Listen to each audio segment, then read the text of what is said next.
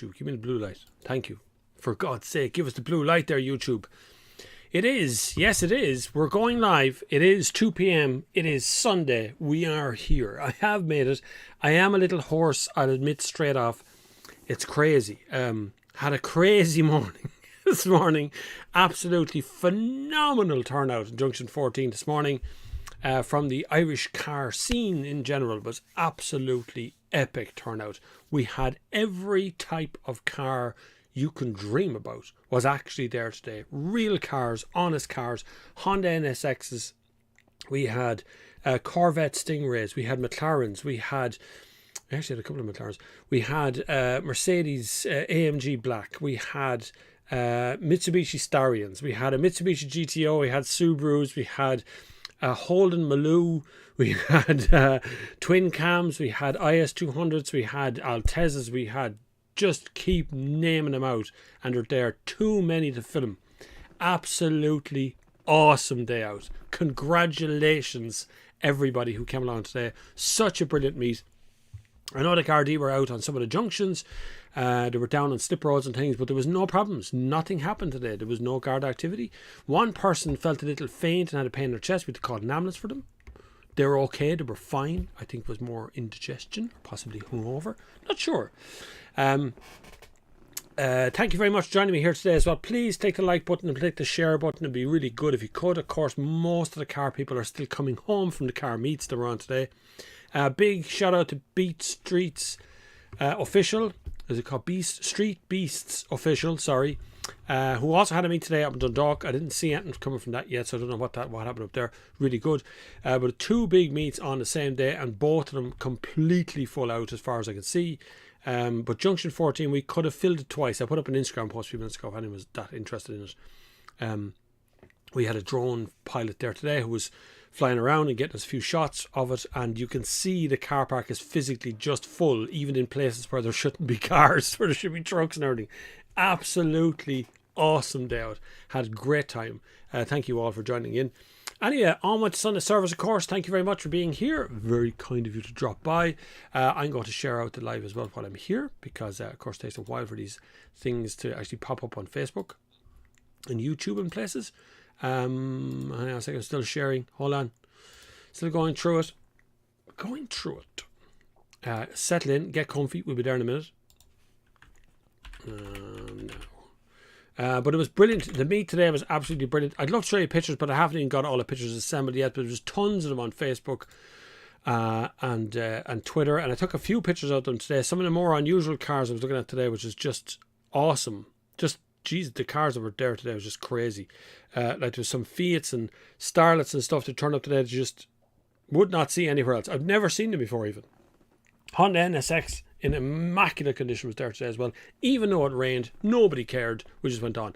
Anyway, Andy FX7 was here as well. Hi Bob and gang. Hope I had cars and coffee this morning. Lived up to expectations. It far exceeded expectations this morning, I have to say. It was a good time. It was had by all. It was brilliant. Cupra is a different option to review soon. Yes, I will be reviewing the Cupra Formentor, which I have right now, which is a hybrid car. And it's brilliant. I have to say, it's very, very good. I actually prefer it more than I prefer the actual Cooper version, if you know what I mean. The actual one, that's the Cooper one. Awesome day this morning though.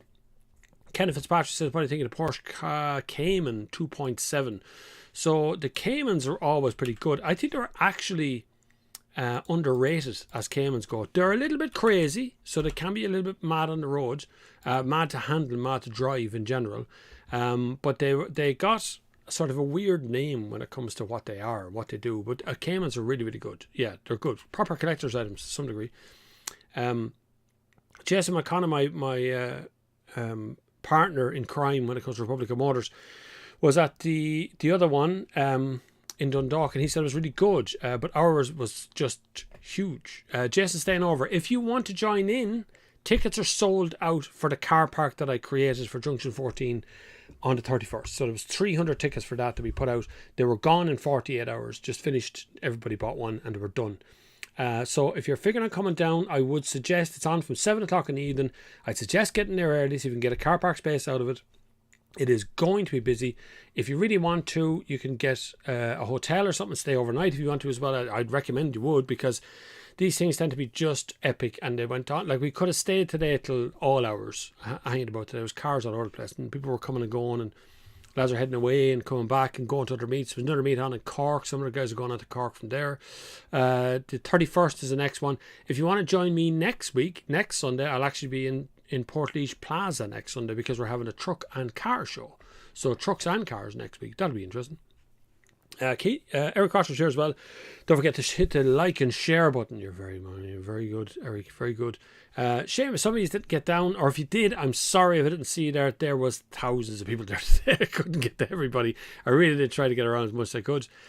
Peter Cupid's here as well. Jared Hewitt's here as well. I am a little bit late. I'm sorry, Jared. 13:59. I should have started at 13:57 like I normally do. But it's now 14:05, so we're okay. We're 5 minutes in. Don't forget to share, please, and send more folks this direction. It'd be very nice if you to do that. Italy or England? It'll be Italy. I've been saying Italy. If you were following me on TikTok weeks ago, I told you all that Italy was going to win 100%. They were just going to walk it. And here we are, coming up to the final, and it's Italy versus England. What did you expect to happen? Italy's going to win. I'm right. Again, never bet against me. I'm always right. And let me tell you this, I know nothing about football. Nothing. I don't even know what an offside rule is. Just that's it. I kind of understand the game, but I've never followed the game, never followed any football of any kind, or any sort of club sport thing. And so I know nothing about it. By the way, thank you to everybody who bought the Only Vans stickers. They're back in stock if you want to buy some more of them. And so is the bobflavin bigger sticker that we have as well. You can have that too if you want. They're all in stock on bobflavin.com if you like that sort of thing. This stream just gave me an ad for carbon tax. I'm not surprised. Carbon tax is a big deal at the moment, lads. I don't know if you were watching Eamon Ryan the other day. I actually met him. He promised faithfully to come onto the stream here, but I think he's, as a politician does, he probably promises to be on everything and never turns up for any of it. But carbon tax is a big thing at the moment because it affects you in your house. It affects your car. It affects everything that emits carbon, and it's a tax on everybody. So it's another tax. And they are adjusting the rates, and I don't know what they're going to do with it. So if anyone knows what they're doing with carbon tax, let me know. My throat's a bit sore from shouting over the noise of cars today, and there was a big boom box van turned up as well. He was pounding out tunes. When I say he's pounding out tunes, I literally mean he was making other car alarms go off around him, and things were vibrating all around the guy. It was really good, but it was loud, and I'm very old. I'm very cranky about these things. Gold Diamond says, hey Bob, how are you? And finished my lessons on the 22nd. What is the story with the test? Should I book straight away? Book it now. Book everything. Book it all as soon as you can, because quite simply it is going to get out of hand with the amount of waiting time that people have. You're talking about 22 to 25 weeks anyway waiting for a test, so you could easily do all your lessons in that time and still be in a test. So the online tests are moving along briskly. They open up dates here and there for the theory test, but obviously the physical test is the physical test. There's no online version of it. You're just going to have to put up with it. It's going to be an interesting few months for the RSA, realistically, because they're going to be under a lot of pressure. Delta variant and other variants of COVID that are coming in don't seem to be having an effect on hospitalizations, which is where they seem to be putting their emphasis this time rather than just case numbers. And as Michael O'Leary came on yesterday and said, you know, the UK is 6 weeks ahead of us, and their case numbers are up, but their hospitalizations are down. So I suppose it's going along like that. As long as we don't get a chance to lock down again, which I promise you I'm not locking down anymore. I've had enough of locking down. I'm done. I'm done with that. I get my second vaccine on Friday. My wife has both of hers done. It really affected her. I have to say she got very sick on Friday, but got over it within 24 hours, so it was all right. And I hope I'll be the same, if not even better. I hope I won't even get sick. I don't like getting sick. Wayne Carr, loving the hair. Well, I was out in the rain as well, Wayne, all up today. I don't really have a makeup artist or a hairdresser or anything that I go to. It's just the way my hair is. That's it. And it was lashing rain today in Junction 14, even though it was packed. It was great. Shame at Waterford Airport. Well, that's Waterford Airport. That's their choice. They don't want to do it. There's nothing I can do to force the matter. But it seems unusual that Waterford Airport has had car meets there before and suddenly doesn't decide that they don't want a car meet anymore. And yet Junction 14 today, well, they were flat out. It was great. But Brian Don says, hi Bob, Flavin nights watching and listening from work, all safe and welcome on. Brian, stay in work, stay safe man, stay in out of rain for starting. Yeah. So the Golf GT has 245 brake horsepower. I think it can do more than that, but I think that's what it can. Yeah, it's easy enough to get that out of them because they're hybrids. Same as I have the Cupra Formentor hybrid this time, and I know a guy in the UK who's gotten more horsepower over it than you're supposed to. I don't know how much exactly you allowed. Yes, there was McLarens at the meet, Adam. There was many there. Look at my TikToks. I did 3 TikToks from it today, so just pretty much a lot of cars are covered, but a lot of cars aren't covered. There was far more there than I could possibly cover. Aidan McLaughlin, hi boss. Something really needs to change soon with the VRT and Brexit charges. Second-hand cars and vans really hard to get now. Prices going up. Car manufacturers need more charging points to push EV. Well, there's a few points in that are very important to us, Adam, to be honest with you, because VRT is a killer in this country and has been for years. We continue to pay it, but yet it's a killer. And on the flip side of that, stocks are so low right now, and I know I've talked to a number of dealerships out there who are telling me that they're very much struggling to get stock either from the UK or even from Ireland.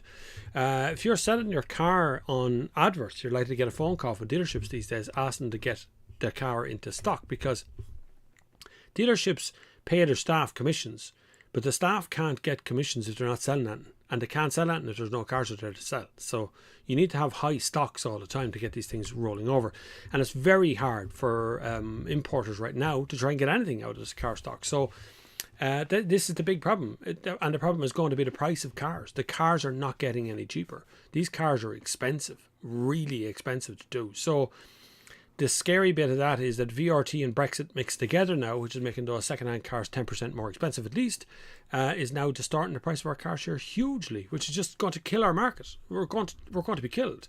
You're going to find a lot of car manufacturers will pull out of this country. Very similar to what Ford did recently, where they essentially got rid of most of the staff in Cork and moved all operations over to the UK. Now they have a skeleton staff and a PR company here working on their stuff, and yet Ford would have probably the most dealerships in the country. Toyota Ireland, still Toyota Ireland, but Volkswagen Ireland, now it's a lot of change of staff there, people coming and going out of that staff, change of rules and regulations there, it's changing things as well. So it's happening on all the levels. Every car company wants to make their products cheaper, and that means making staff cheaper as well. By the way, this hoodie is a Bob Flavin hoodie. It's one of the older ones, not the newest ones. I just wore it today. You'll be able to get hoodies from probably next week on the site, and also have t-shirts coming too, which will start on next week if you want to get them. Car manufacturers need more charging points to push EV. I don't know about that. I don't know whether we need more charging points and need them in the right place. We have good charging structures. Like I have home chargers where the king of everything is home charging. It's far cheaper, by the way, than charging on the street. But you kind of need chargers where they're needed rather than where you don't necessarily need them everywhere. But I do agree that it would be very good to have 7.5 kilowatt chargers everywhere, lower chargers. You could easily have 30 or 40 of them in IKEA car parks. Not special car park space, just put 30, 40 along a back wall and leave it at that. Let anyone park there. But when it comes to fast chargers, loads of them around. I mean, I'm surrounded by them. I'm in Portlaoise, probably has the most amount of fast chargers in the country. So there's 2 in Junction 14. There's 1 in the centre of town. They're all fast chargers, different speeds, but all fast chargers. And then Junction 14 itself, Junction 17, sorry, Portlaoise Plaza has 2. Junction 14 now has 6. Is it 12 or 6? I can't remember which one, how many there is, but there's a good few there. Some of them are really fast, some of them are not so fast. But they're very, very good. You charge them there very fast. Seen Teslas and everything there today charging. So we have chargers in some of the right places, but places like Cork are completely ignored more or less, and Mayo, places like that where we do need more chargers. Commuter branch line says, good afternoon Bob, hope you're keeping her lit. I'm keeping her lit. We're keeping her lit today. It was great crack today. Jeez, that was really good fun today, I have to say. Some beautiful cars. The machines that came along today was just extraordinary. There's even Teslas and all kinds. There was electric cars and e-golfs and all kinds of yokes that were there today as well. Amwaj is up for Italy. I'm not up for anybody. I'm just telling you Italy's going to win. Pentagram Motorsport says another Englishman got Italy in the sweep, just me. I don't know. I haven't done the sweep. Jim Shedd says, hi Bob, my wife got a 2015 Qashqai 3 years ago and paid 16 grand. She sold it last week for 14 grand. Low mileage to be fair, but demonstrators where second-hand market is gone. I know people who've bought cars last year who are now selling them for more than they bought them for. So that's definitely happening. As trade-ins and things, they're going up in value.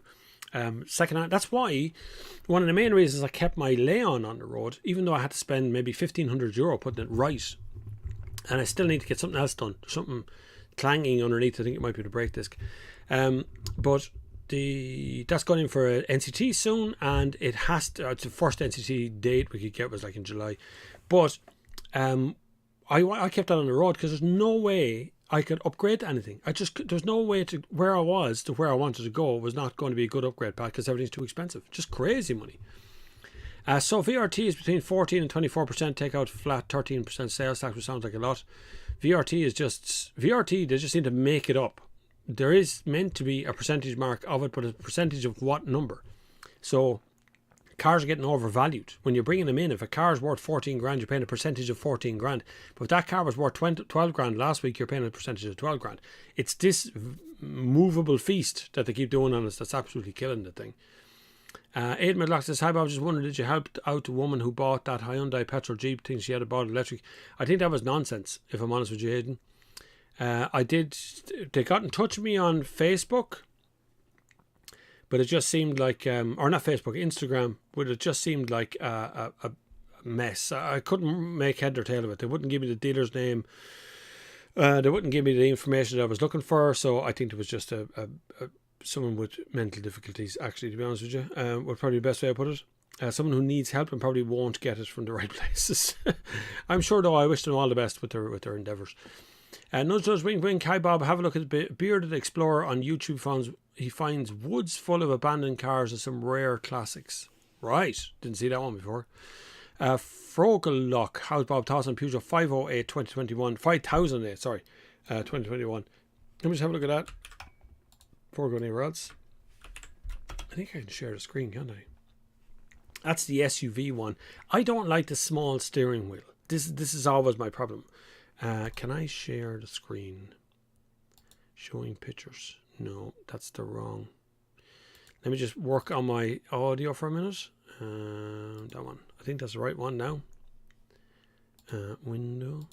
We get a window here. That's right. That's the wrong one. Yeah, that one. And then the window capture should be that. Yes! We have the technology. We can do this, I think. Hold on, here we go.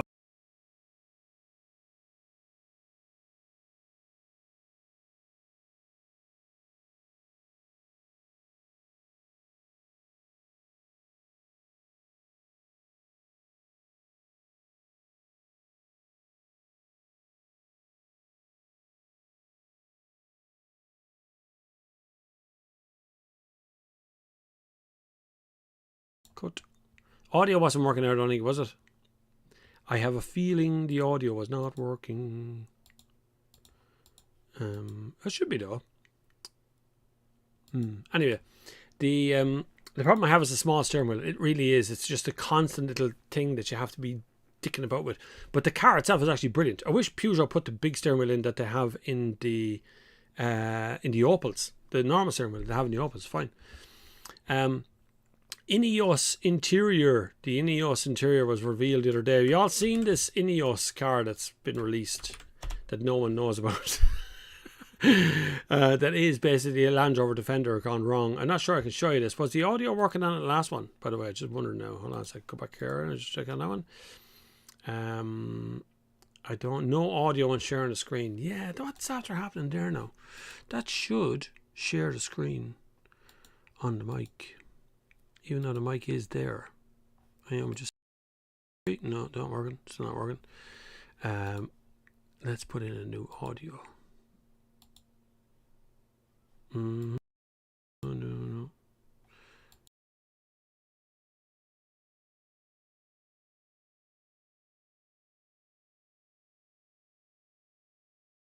1, 2, 1, 2. There we go. I see the audio now. It's come up now. There's what you can see on my screen at the moment.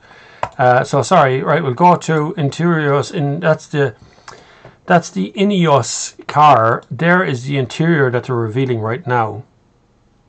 Now I don't know what you make of that, lads, but for me that looks like the inside of a helicopter or something, right? Doesn't it? I think that looks like the inside of a helicopter. There is the switches and gear switches. Look at that BMW. Look at that pure BMW gear stick in the middle of it. And there's the overhead bit of it. I don't know. I don't know if I like that really. Like, would you really like that? I don't know if I like that. I'm confused by it. I'm confused by what they're trying to achieve. I know they're an electric car and they're trying to do the Defender style thing, but I still kind of look at it going, it's a bit busy though. There's a lot going on there, I have to say. Anyway, tell me what you think of that interior. I'm not sure whether I like that or whether it's good or bad. It just seems a little bit trying too hard, no? Just it's trying very, very hard to be something cool. The car itself looks cool on the outside. I think it looks okay. There it is there at the show of some sort. There's the cut-off version at the back, and you have the filled-in version as well with the passenger area. That was another interior that's been shown. That's the Defender on the inside. That is the Grenadier. No, that's the back of the Grenadier there. Then they start doing this Land Rover Defender 40 grand. This from 30 grand. I don't know. It seems busy. Seems interesting, but busy. Right, where are we? Steve McCormick. Even though I need transport now for my work, I will be getting an e-bike. Cars are so expensive, not interested, not even close. See, this is what's happening. Cars become so expensive that even Steve here is going to buy an e-bike. And I don't blame you, to be honest with you, because between the tax, insurance, NCT and fuel costs of running even an electric car, an e-bike kills them. Every single one of them are killed by the e-bike because the e-bike is just free. Essentially, you pay whatever it is, 1,500 quid. For an e-bike, 2 grand for a decent yoke, and you're done. You're finished. You don't need anything else. You just dress appropriately and you can cycle to and from work if your range allows you to get that far away. Dara O'Loughlin, thoughts on a BMW 2021 X3? X3 is nice. X1 is lovely. I just dropped back an X1 the other day. The X3 is actually okay. Now look, Dara, when you're looking at those kind of cars, you really need to look at the price of the tyres, servicing, that sort of stuff, right? Let me see if I can just share that screen on you there. Cut to it. That's the X3 right there. So she looks like that. Very sharp edges, isn't it? Very sharp edges. But not a bad car, actually, to drive. They look okay. They look really good. They don't feel like an SUV no more. They do feel like a car rather than SUV, even though they look like SUVs. X1 is a nice shot to drive, but they do feel a little bit old-fashioned. The X1 is coming to the end of its time, and so it feels a little bit old-fashioned on the road, but it's a good car. It's right, all the same. I had the PHEV one here, and it was a nice car. Love the TikToks on the meet. Personal favourite is the silver Chevette. I actually met the owner of that Chevette as well, and it's gorgeous. It's so cute. For a fast car, to say it's cute is weird, but the silver Chevette, which I might have, it's still on my TikTok, I think. You can check him out on TikTok anyway. Picture of that Chevette. Did I take a photograph of it? I'm not sure. The cars there today, lads, were absolutely awesome. There was a Mitsubishi GTO today, which I don't know what it is about GTOs. They always do it for me. I don't know why.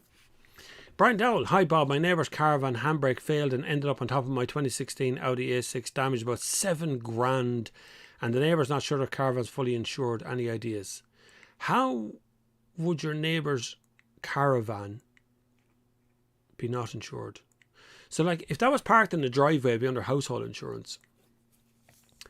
If that was parked, yeah, but it has to be insured. There has to be something has to be covered that insurance-wise, because who's going to own a caravan without insurance, or a camper van, or anything? You know, they have to be insured, really. But car insurance would be there if it was towing it at the time. The car would be covered as caravan. You'd have to check the policy, obviously. No good answer for you, unfortunately, Brian. Really, it very much depends on the circumstances of the collision. William, shot forward there, hold on a second. William says, we'll hopefully import a 2015 Focus ST petrol. Any thoughts on these cars? Great cars. STs are good. They suffer terribly from torque steer, so they tend to, when you put your foot down, it tends to just turn left on you on its own. It's quite a common factor when you put too much power through a front wheel drive. But the RS is a better car, but the ST is a good, affordable machine and will get you what you want. They do modify pretty well. Do you think anything can be done to reduce the price of cars? Yeah, abolish VRT. It's really straightforward. VRT is the killer.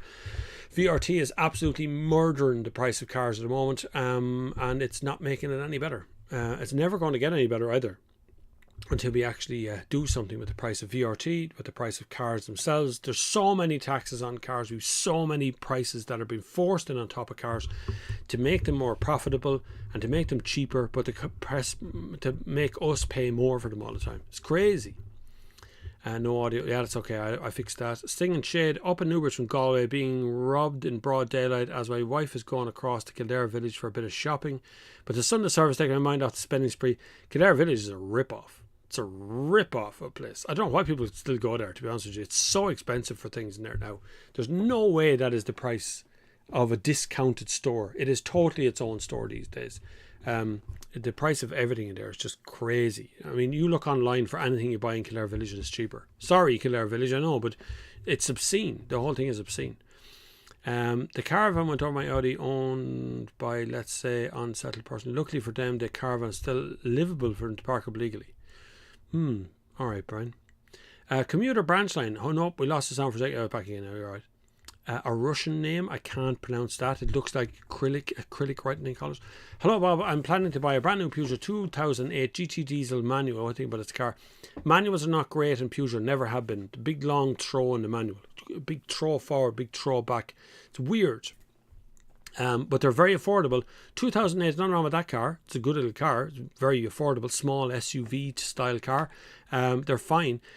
But please shop about a bit, because the 2008 has been around a few years now. I mean, it's been around 3 years, 4 years. It's getting long in the tooth. Be very careful it's not replaced just after you buy it. Just make sure there's a brand new one coming out. Mick Daly says he had a 5008. I had a 3008. I found a great car and juice, comfort, space. The only thing was electrical. Started playing. As for steering wheel, you get used to it. You do get used to steering wheel after a while. I just find when I get out of anything with a normal size steering wheel, get onto a motorway, I end up doing this jinky thing. Jink, jink, jink. Back and forward between the lines. Really annoys me.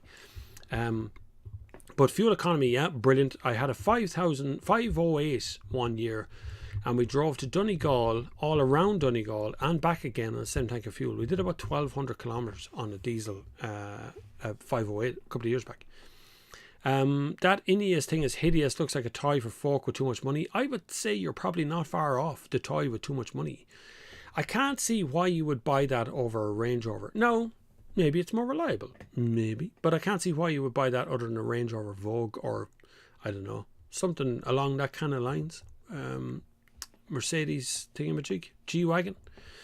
Cormac Hickey, I don't think the Ineos is electric and has BMW straight 6 diesel. Is it? What's the electric one then? What was the electric car that was coming out?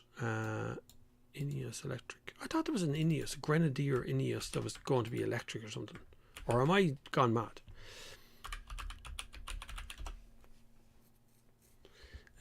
No, Grenadier 4x4.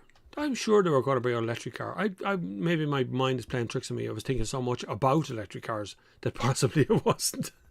Yeah, lots of dual side-by-side pictures, but nothing there that says anything about electric. Anyway, no matter. Be alright. Maybe it's not electric. But it does look a little bit 90s, doesn't it? Eric Watcher says, an Ineos interior looks like something from the 90s as being generous. That it does, yeah. Really. It will compete with Land Rover.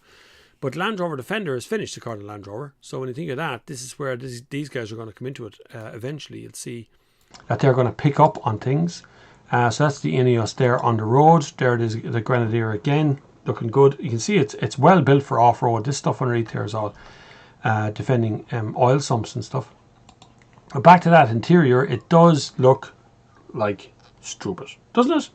And I see a title here, Ineos signs hydrogen fuel cell deal with its off-road vehicles. So that's, they've signed some sort of a deal with something off-road anyway. There's the Flex. Look at that. Look at that thing. Look at the Flex on it. The back wheel's still on the ground.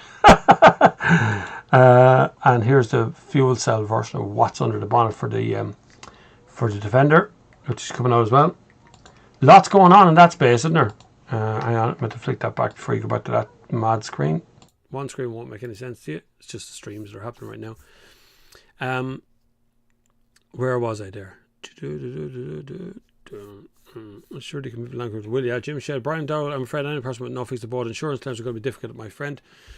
Well, insurance claims are difficult no matter who they are. That's the problem with that. Ancient Grey Bear, driving for Cork to Dublin. Funny how my wife always needs a restroom around Junction 14. Go to Junction 14, is much better.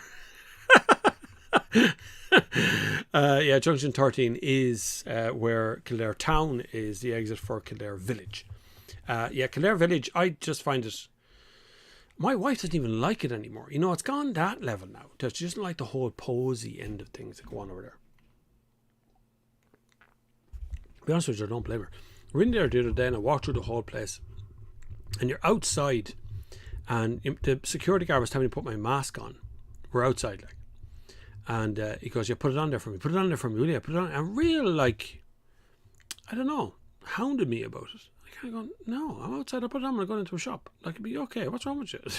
That's the problem. Nobody else wears them outside. But that's where they're getting. I mean, they're crammed in. They're forcing people into Junction, into Kildare Village. I'd be very surprised if they don't get a huge outbreak in Kildare Village of COVID. But anyway.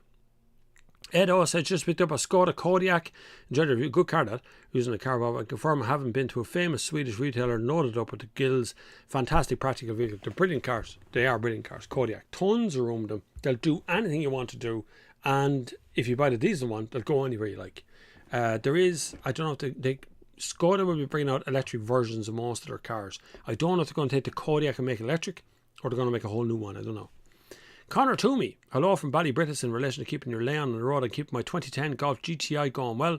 Just have to spend money to keep a good suspension, timing chains, clutches. That's the problem. Keeping it on the road takes a lot of effort. Either you put the effort in yourself or you pay for the effort to be done, whatever it is, but it can be a really expensive pastime. But where do you go? Like if you want to upgrade to something, you have to spend so much money now to get something good. I mean, I thought we might spend maybe $5,000 and get something a bit younger, but what was younger was dirt. Like there wasn't much in the $5,000 range that you look at and go, well, I'm just going to buy another trouble. You're going to buy a $5,000 car and still have to spend £1,500 on putting it right. Needs tires, needs a timing belt. It all adds up in a flash. So you might as well spend that kind of money on a car that I know that we've owned since brand new, which is the 06 Seat Leon we have. So we kept it. And it was much easier just to keep the car on the road. It's running fine, but there's a mild clanking coming from the back of it, which I suspect is the brake discs or pads or something. Anyway, Brian Dowell, my A6 can't be driven because the roof is dented, smashed windscreen, dented bonnet. Meanwhile, the highest fans laying on tarmac can take legal action. The sheriff sees her highest. I'm going to get rid of you. I just have a feeling that's not going to end well. Anyway, Paul Gartlin. Where was I there? I had to get rid of that person. Paul Gartlin. Bob, why is it government won't allow sell private plates? It's so frustrating. You mean the private plates like in the UK or England where they have... that's the RSA and the police, the guard is here.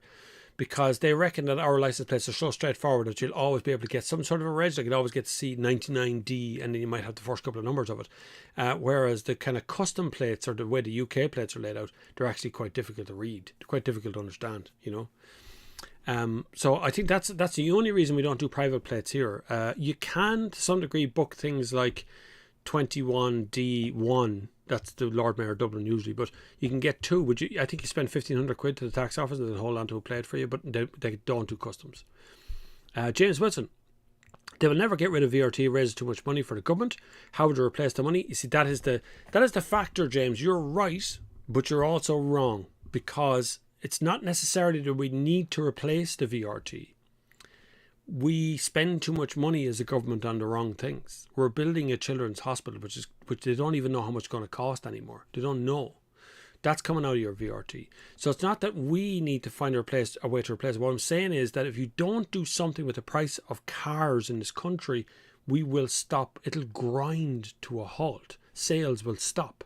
Electric cars are hugely expensive. And that's the tip of the iceberg. I mean, to get a good 500 kilometer range car, you have to spend over 50 grand. You can get under 50 grand, but it's not very well equipped anymore. So the ones that are cheaper, the ones that are under 50, 47, 46, 45, even down to 35, the equipment's been pulled out of them now because they can't make the price. So electric cars like Kona used to have active cruise control, good seats, bit small, really good range, every bell and whistle you could possibly have. I'm after getting Mercedes recently and Audi, and I don't even have reversing cameras. Things are starting to get removed out of them that you don't notice, you see. That's what's going on because the price of VRT went up and the price of everything went up along with it, but they still have to produce the cars at a certain market value. Brian Donald, Bob, how's living daily use MG? The MG's gone, Brian. I gave the MG back after 6 months. It was sold. The car market has got to such a level that they needed the car back to sell it again. And plus, I was getting a little bit frustrated. Not really with the MG so much, but there was a back element to me that I was ignoring my own car that I have for years. I have it now 14 years, 15 years nearly. And it was sitting there, and I still had to pay the tax on it, still had to pay the insurance on it. Everything still was the same, apart from I now had this other electric car as well. So I thought I'd either buy my own electric car or that'll do. You know, I don't really need another car around the house. But it was fine. The actual car was okay. I didn't find the seats very supportive, but I said that in a couple of videos. And the touchscreen and software updates never happened from MG. They were supposed to contact me about all kinds of things to be done to the MG, but they never actually did. And I spoke to the chief engineer with MG as well, and he never seemed to come back to me either. He couldn't make it charge up properly, and there's all kinds of problems with it. Ocean Frog is here. Hi Bob, despite your road to Damascus coming around to BEVs, glad you're still a healthy dose of informed skepticism is very important. I disagree with the minority of owners EV group about the recent radio interview. Well, that's good, because I was on the radio the other day in iRadio with Louise. And it was about, she was asking about electric cars, and she specifically asked me to start at the beginning with her radio show because her audience probably wasn't prepped or had any understanding of electric cars. And so the object was to go on a regular basis and give more education about electric cars, about the future, about hybrids, about PHVs, grants, and so on, right? And I said, well, we can only pack so much into the kind of, 6 or 7 minutes we're going to talk here. So I'll try and cover as much ground as I can, but I'll start at the beginning for you and I'll work my way up. And members of the EV Owners Association decided to think that I know nothing about cars, nothing about electric cars, and I had no business talking about being negative about electric cars on the radio. And everyone, all the regular users here will know that I'm not actually that negative about electric cars. I'm negative about this enforced change that has been forced upon the general public at a rate of knots, without question, or without real questions being asked about the environmental impact of electric cars and what we're going to do with them in 10 years time. What's going to happen next? We did this flip over 10 years ago, 15 years ago to diesel, and then suddenly we had to flip over again. Now we're going to electric. And it seems that every 10 or 15 years to come along with something new. This is the way. This saves the world, saves the environment, much safer for the environment without really thinking about it. And so it's not that I'm negative, it's that I ask questions. And sometimes people just don't want questions asked. And that's what I felt I got again from certain members of the Irish EV Owners Association, who just think that they're the only ones that are supposed to be contacted about talking about these things. That journalists, and I find it a lot, I've seen other articles there from Shane O'Donoghue. I've seen other articles being posted there from various journalists across the country. I've seen negative responses that every time an Irish journalist opens their mouth about electric cars, I find the EV Owners Association chimes in with a Facebook post going, who's this guy think he is? Right? But when it's Bjorn Nyland or when it's someone from the UK, it's like, oh God, look at this guy's brilliant. Look at Bobby Llewellyn. Doesn't he know everything about electric cars? When I find him completely inane, doesn't ask any questions, everything is wonderful in Bobby's world. And Bjorn Nyland, kind of the same, if I'm honest with you. Again, not testing anything else other than BEVs, I think is kind of short-sighted at the moment. I think you have to get a broad spectrum feel of what all cars are like, and then at some point you will be able to make a choice and go, the electric cars are for me, and I understand how all they work, so now we see how that works. Because you're not asking questions of electric car companies if you're only testing electric cars. That's me. That's not a reflection on YouTubers out there. Don't throw your little toys out of cotton and think I'm talking about you. I'm talking about me. In that I prefer to have a good broad spectrum of everything. There is levels of car scenes out there that are, cars are never been as clean as they have been before. This is the cleanest they've ever been. All of them. Petrol, diesel, PHEV, BEVs, the whole lot. They're insanely clean, insanely quiet. And yet we're being told every time you open your mouth, you should be talking about electric cars. Well, I'm afraid I do, and that's hard luck. So you may give up about that. The good part is that I don't get letters to the editor complaining about my lack of knowledge, because I'm the editor as well. But thank you, Ocean Frog, you're very kind. Bob, thinking of upgrading an Octavia Mark III VRS 2018 estate, leaning to petrol more since my commute to work is 150 kilometres a week. Would that be okay to go diesel? Petrol will do you fine on that one. It's higher CO2 on petrol, so you end up paying a little bit more tax on the petrol than you do on the diesel ones. But 150 kilometers a week wouldn't warrant a diesel at all, really. And I know at that year, 2018, you're probably not going to find anything electric or PHEV in that same kind of car. If that's what you're after, Mark III Octavia, I'd go to petrol one. DSG doesn't matter. DSG would near as makes no difference. The same fuel economy at that kind of range. You're not going to get one better than the other. Pentagram Motorsport says we looked at replace our 2012 Golf family runabout and would end up spending far more to maintenance has been. That's what I'm talking about. I would have bought something for 5 or 6 grand as a runabout, and I would have had to spend another 600 to 1500 euro on putting it right anyway. Like, I still would have had to do it right, because I'm pretty weird about tyres, and I prefer to just see good tyre. It doesn't have to be a great branded tyre, but it does have to be at least a decent tyre, a fresh tyre on a car. I'd rather see that than something that's really high quality and old. So you're going to spend maybe 200 quid a corner, 150 quid a corner on any tyre out there that size. And so we decided to spend it on a tyre on our own car and just do it that way. Peter Woods, what's the story about getting tractor license? Can you drive it on a provisional? What's the way to do it? Thanks. Peter, if you're looking for a tractor license, just go for a B license. So at 15 years old, take your theory test. Here in Ireland, now this is Ireland only, by the way. So take your theory test in Ireland at 15. At 16, then you will have a provisional license, which will only have a tractor across the top of it. That's all you got to worry about. You're looking for the tractor at 15. The provisional license, then you'll be able to apply for the normal provisional B license at 17, which will allow you to drive the cars, and you don't have to take the one theory test for the whole lot of that. That's it. That's the easy way out of it. And book it now, though. So tractor license comes as standard as your first license. You can drive tractors from 16 years old on a provisional license. Yes. Dilbert, I honestly think they should abolish the cars year off the number plates. I don't know, we'd have so much more value in cars. Do you think so? If there was no year on them, I suppose you might judge them differently. If you look at some of the UK cars, I suppose you see like XLV, whatever it is written across thing, and you don't really know what year exactly the car is. I don't really understand English plates, if I'm honest, which I know people say if there's a 59 plate, a 58 plate, or whatever it is. I don't know what that means, but I don't deal really in the English cars. Daniel McCluskey says, what's a good first car on 1,500 euro? There's nothing out there at the moment. The only good first cars are ones that are under 1.4 and under. Petrol cars, they're cheap to run. There's loads of them, but getting one at 1,500 euro and not spending any more on it, that's going to be very difficult. You're going to have to look at Japanese cars. Look at Hondas, Toyotas, Nissans, those kind of cars. You might find something in there that's going to be reliable enough at 1,500 quid that you can afford to keep on the road for a while. But it can be really, really difficult. We looked for the last 2 or 3 months at all the cars on Done Deal. We tried adverts, we tried various dealerships. I rang a few friends of mine. There just was so little out there that was in even remotely good shape that was anywhere near 2,000 euro. That's the problem. Colin Tracy, hi Bob, would you recommend a 2016 Mercedes-Benz C350E estate, or should I look at a regular diesel? The 350E, any kind of resale value due to allowing replacing the battery pack? No, replacing the battery pack is not going to be a problem for you, Colin, whatsoever. Mercedes once quoted me, as did Toyota, weirdly, and Lexus. We're not in the business of selling batteries. They don't sell batteries for those cars, so they'd have to order it anyway. So they really don't want to be selling batteries out. So the battery replacement thing will not be a problem for you. Mercedes, the C350 and the E350, the E versions of them are brilliant cars. DE is the diesel hybrid version of them. And I found it brilliant. I had one a couple of years, earlier on this year or last year or something, with the E350 DE, and the thing would do, was it near 2,000 kilometers, something like that? Crazy. It barely starts the bleeding engine for you driving around. It's just fabulous yoke, but unfortunately very expensive. I think that one was 75,000 euros.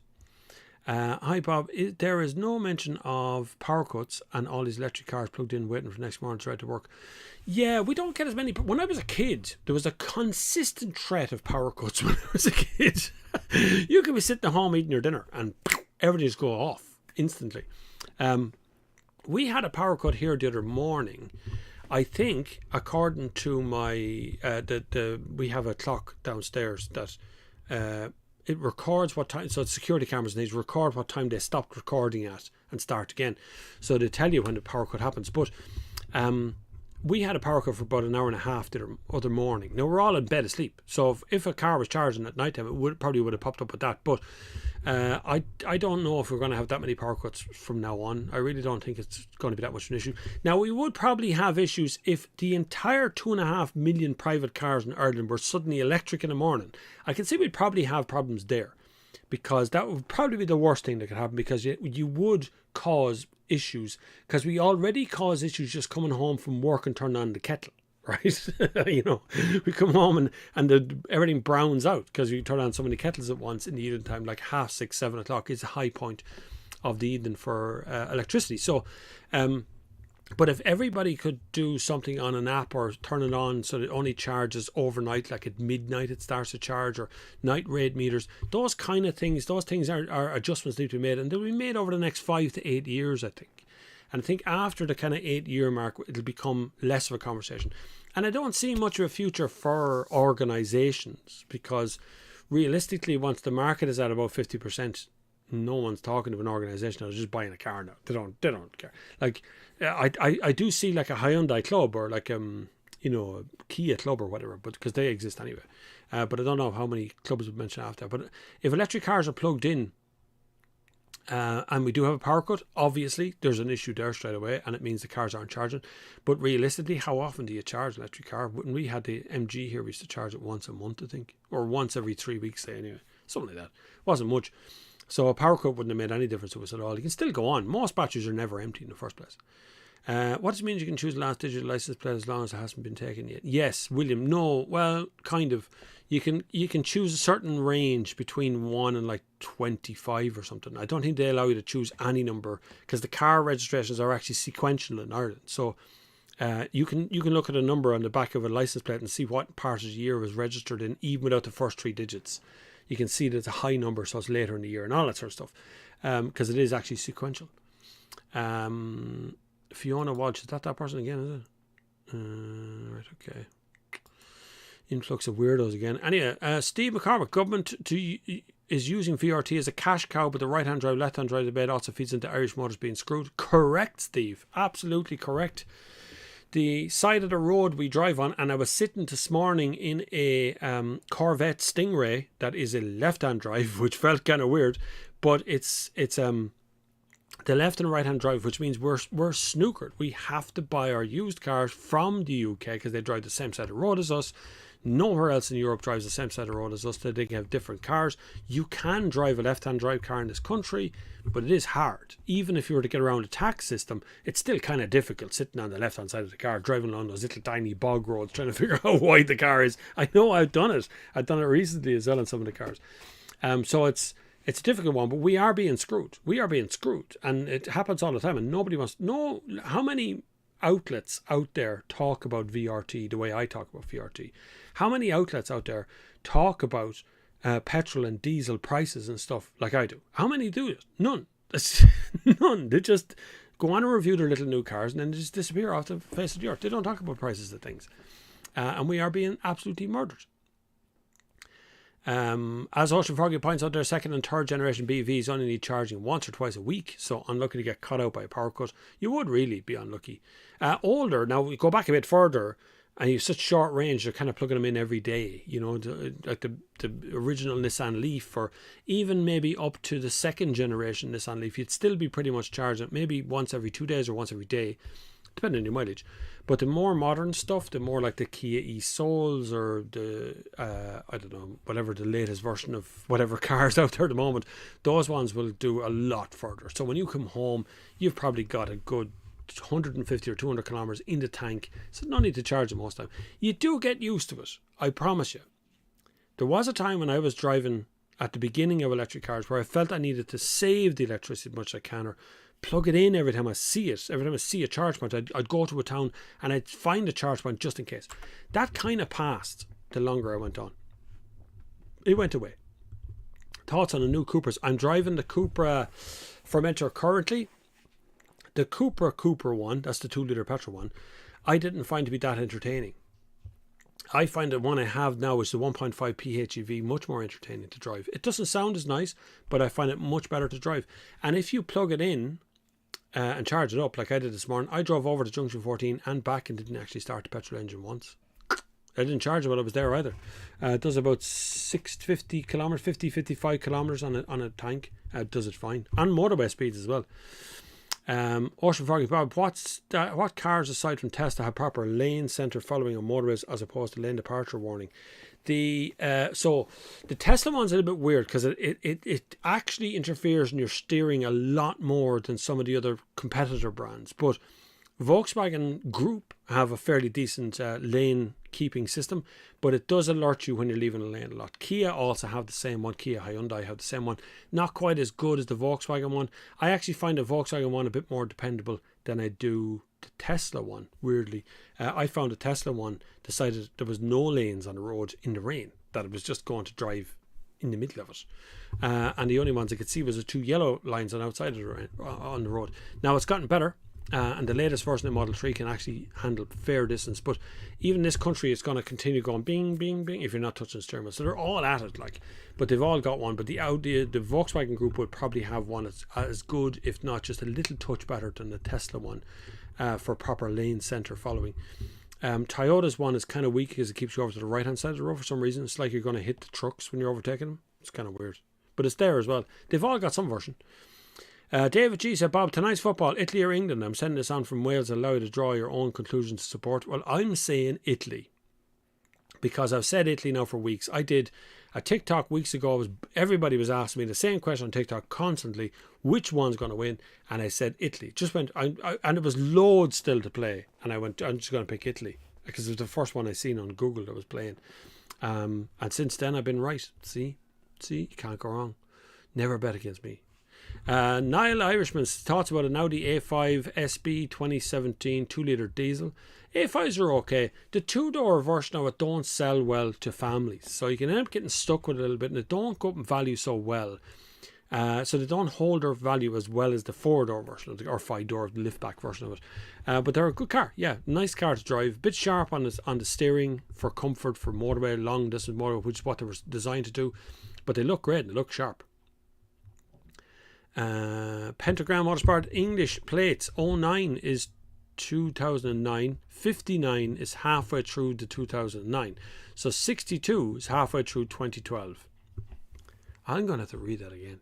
Currently on a 21 plate with 71 coming soon. 71 where, or 20, why did it, so 2000, I know, I'll do it again. And a 2009 is 09 on a plate, so 09 59 is halfway through the 2009. So a 59 plate is a 2009 but halfway through the year. I got you. So a 62 is halfway through a 2012.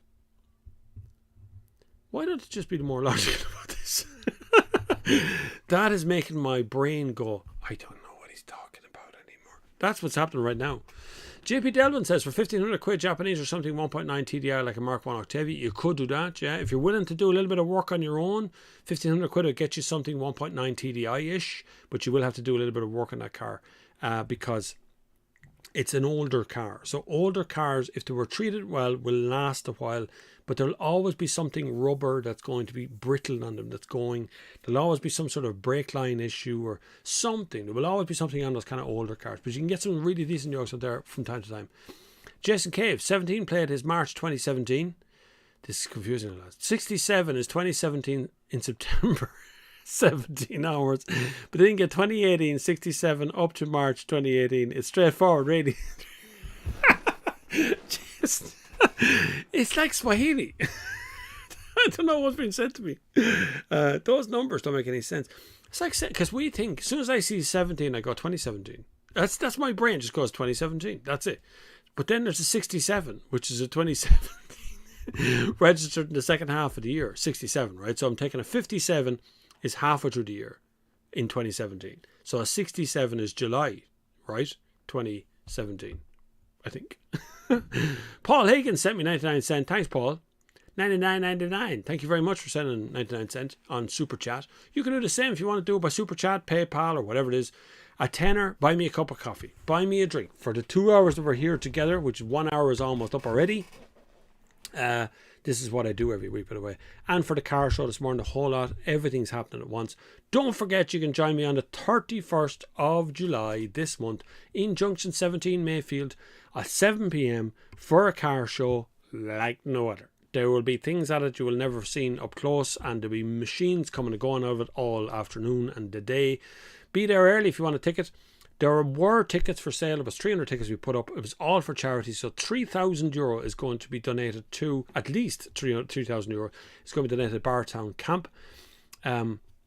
Already being arranged. So that money is going to them. It's not paying me to be there, and there's no money in this for me whatsoever. But I want to do a good car meet, and it's going to be in Junction 14 on the 31st.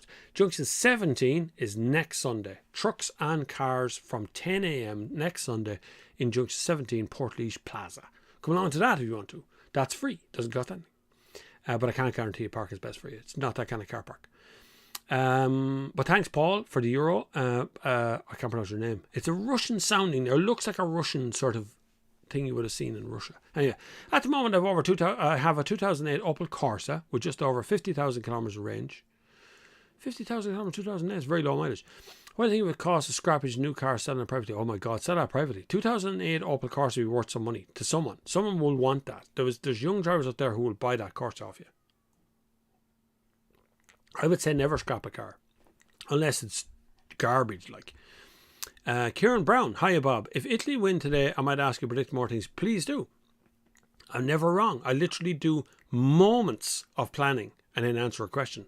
Moments. And if you got me to plan for longer than 60 seconds, you're doing very well. So I tend to answer off the cuff like that. I am being tagged in about 1 million Instagram posts right now because it's all popping up on my screen just over and over and over. Thank you all though. Thank you for all the selfies and things today. It was great crack. Raymond Gray says the government have been warned by the ESB twice that there might not be enough to supply the grid. I know, but the ESB want more money to do it anyway. I was literally standing talking to the chief executive of ESB the other day, and they have more than enough capacity to deal with how many electric cars are out there at the moment. But the problems would begin if, say, we doubled the fleet of electric cars on the roads next year, right? So there was twice as many cars on, and we don't invest in the network, we are going to run into problems. It will happen very quickly as the amount of cars go up, particularly because of PHEVs as well, because PHEVs come on the market and they've been selling pretty well, including the Cooper I'm driving now today. But the PHEVs actually sold pretty well at the start, but the grant has changed for PHEVs. It used to be €5,000 for the PHEV, now it's 2.5. So they have the grant for PHEVs. No one seems to be telling us what's going to happen this September. Minister Eamon Ryan threw his hands up this September, October. What's going to happen to budget of electric cars? We don't really know. They're going, yeah, it might not change, but last minute we might change something. Thank you very much for Super Chat. M. Jones, very kind. Thank you very much. But the government are getting warnings from ESB. They're getting warnings from everybody. Even Ionity came up a while ago and said the same sort of thing. There is a problem. There's a problem with what's going to happen ahead of us if we start doubling and tripling the cars on the road. The idea we're going to have 1 million electric cars by 2030 on the road. There's only 2.5 million cars in Ireland, privately owned. Where are they going to get the million from? I don't know. We can't even get supply on cars. You can't make them quick enough. In that car, and not a single letter from Mercedes, common in all the models, I'm told. I missed the first half of that, Dilbert. Did I miss the first half? I don't know. No, I think I learned from Mercedes. Don't know. Paul S. Hi Bob. I've been thinking about buying a Hyundai Ioniq hybrid. Are they fuel efficient? Hyundai are kind of an oddball. The Ioniq electric, I didn't like. The last generation of it, I didn't like driving it. I thought it was a really uncomfortable car to drive because they put the seats higher because they put the batteries under the seats. In the front seats, because they put more batteries in it. So they lifted the seat a little bit, which puts the seat, you sit in the attic of the thing. It's like your head is scraping off the roof of it. They didn't like me saying that. So they don't give me cars anymore. Anyway, that's okay because there's loads of dealers out there going, you can drive our cars you want. So I might do a little review of some Hyundais in the near future. But the Ioniq hybrid, no. I don't think hybrid would be a good way for you to go in Hyundai. I think either just go straight for a petrol one, leave it at that, or go for the electric one. And if you're going down the hybrid route, you might as well go all the way and go into something good PHEV, because I don't think Hyundai make good hybrid cars. That's not because I don't particularly like Hyundai, the group or whatever, because they don't talk to me, just because I don't think they make particularly good ones. I don't think Kia make particularly good hybrid ones. The only one that they make that's really good is Sorento, the other end of the market. Really, really good. Their PHEV one is a beautiful thing to drive. but that's because it's made for America, not for Ireland. It just happens to be coming here. So I would stick away from the Hyundai hybrid, either go full electric or check another brand. Niall Irishman says, is it worth it? Plan to buy like 2 years considering they're phasing out diesels. They're not phasing out diesels. See, this is where everyone makes a little bit of a mistake, right? So there was an agreement that they would stop manufacturing new diesels from 2030. And the agreement is changing if you listen to the actual quiet maneuvers that are happening in the background, because car companies say it's not possible, that we do need to be able to make combustion engines from 2030. Now, the difference between a diesel and a petrol is the fuel these days. But the car itself, the only difference between the two engines, one uses spark plugs and the other one uses glow plugs. That's essentially, the two of them work by compression. They're all the same. Other than that, it's still a four cycle engine, so it still does the same stuff on both engines. But one of them produces NOx more than the other. One of them produces CO2 more than the other. So they're the two issues. But the fuel will continue on in its life. So we still have cars that are 100 years old. There's cars out there sitting out that come along to various car meets, and they see them there, they're 70, 80, 90 years old, ancient old yokes. And they're still existing, they still run on petrol, still out there running away, not a problem with them. So I can't imagine that these cars are going to disappear that fast. But they will stop making new cars from 2030 that are powered by diesel. Commuter branch line. Where was that? I missed it. Bloody hell. Oh yeah, there. I like electric driving experience and the low running cost. The prices need to come down to enable mass adoption. Yes. It's not just the prices though. Okay, so here's where I have some problems with that commuter branch line. I'm with you. But when you pull into junction 14 there and get yourself fast charge, how much do you pay for that? There's nothing written up. There's no prices written up. So when you go down the country to a supercharger, Tesla tell you how much it's going to be. It actually goes up on the screen of your car because it's Tesla own brand thing. Whereas if you go to just an on-street charge point, you've no idea how much you're paying. How much does parking, in what county do you pay parking and charging for electric cars? Right? So there's the other part of that. Now, the variance in service costs are up and down as well. I've had service costs here we did a whole Sunday service one time on the price of servicing electric cars, and the variance in price across the ranges seemed to be gargantuan. A Nissan Leaf, service on Nissan Leaf with Nissan was the same price as service in Nissan Micra. It's not cheap. It wasn't cheap. Some brands are very cheap to run. Tesla, for instance. Other brands are not quite as cheap to run, like Volkswagen, right? So they're not the same price. They're all going up and down in prices. Plus, we've no guarantee where the prices are going in the future. We don't know if they're going up or going down. You can bet they're only going in one direction, right? For sure.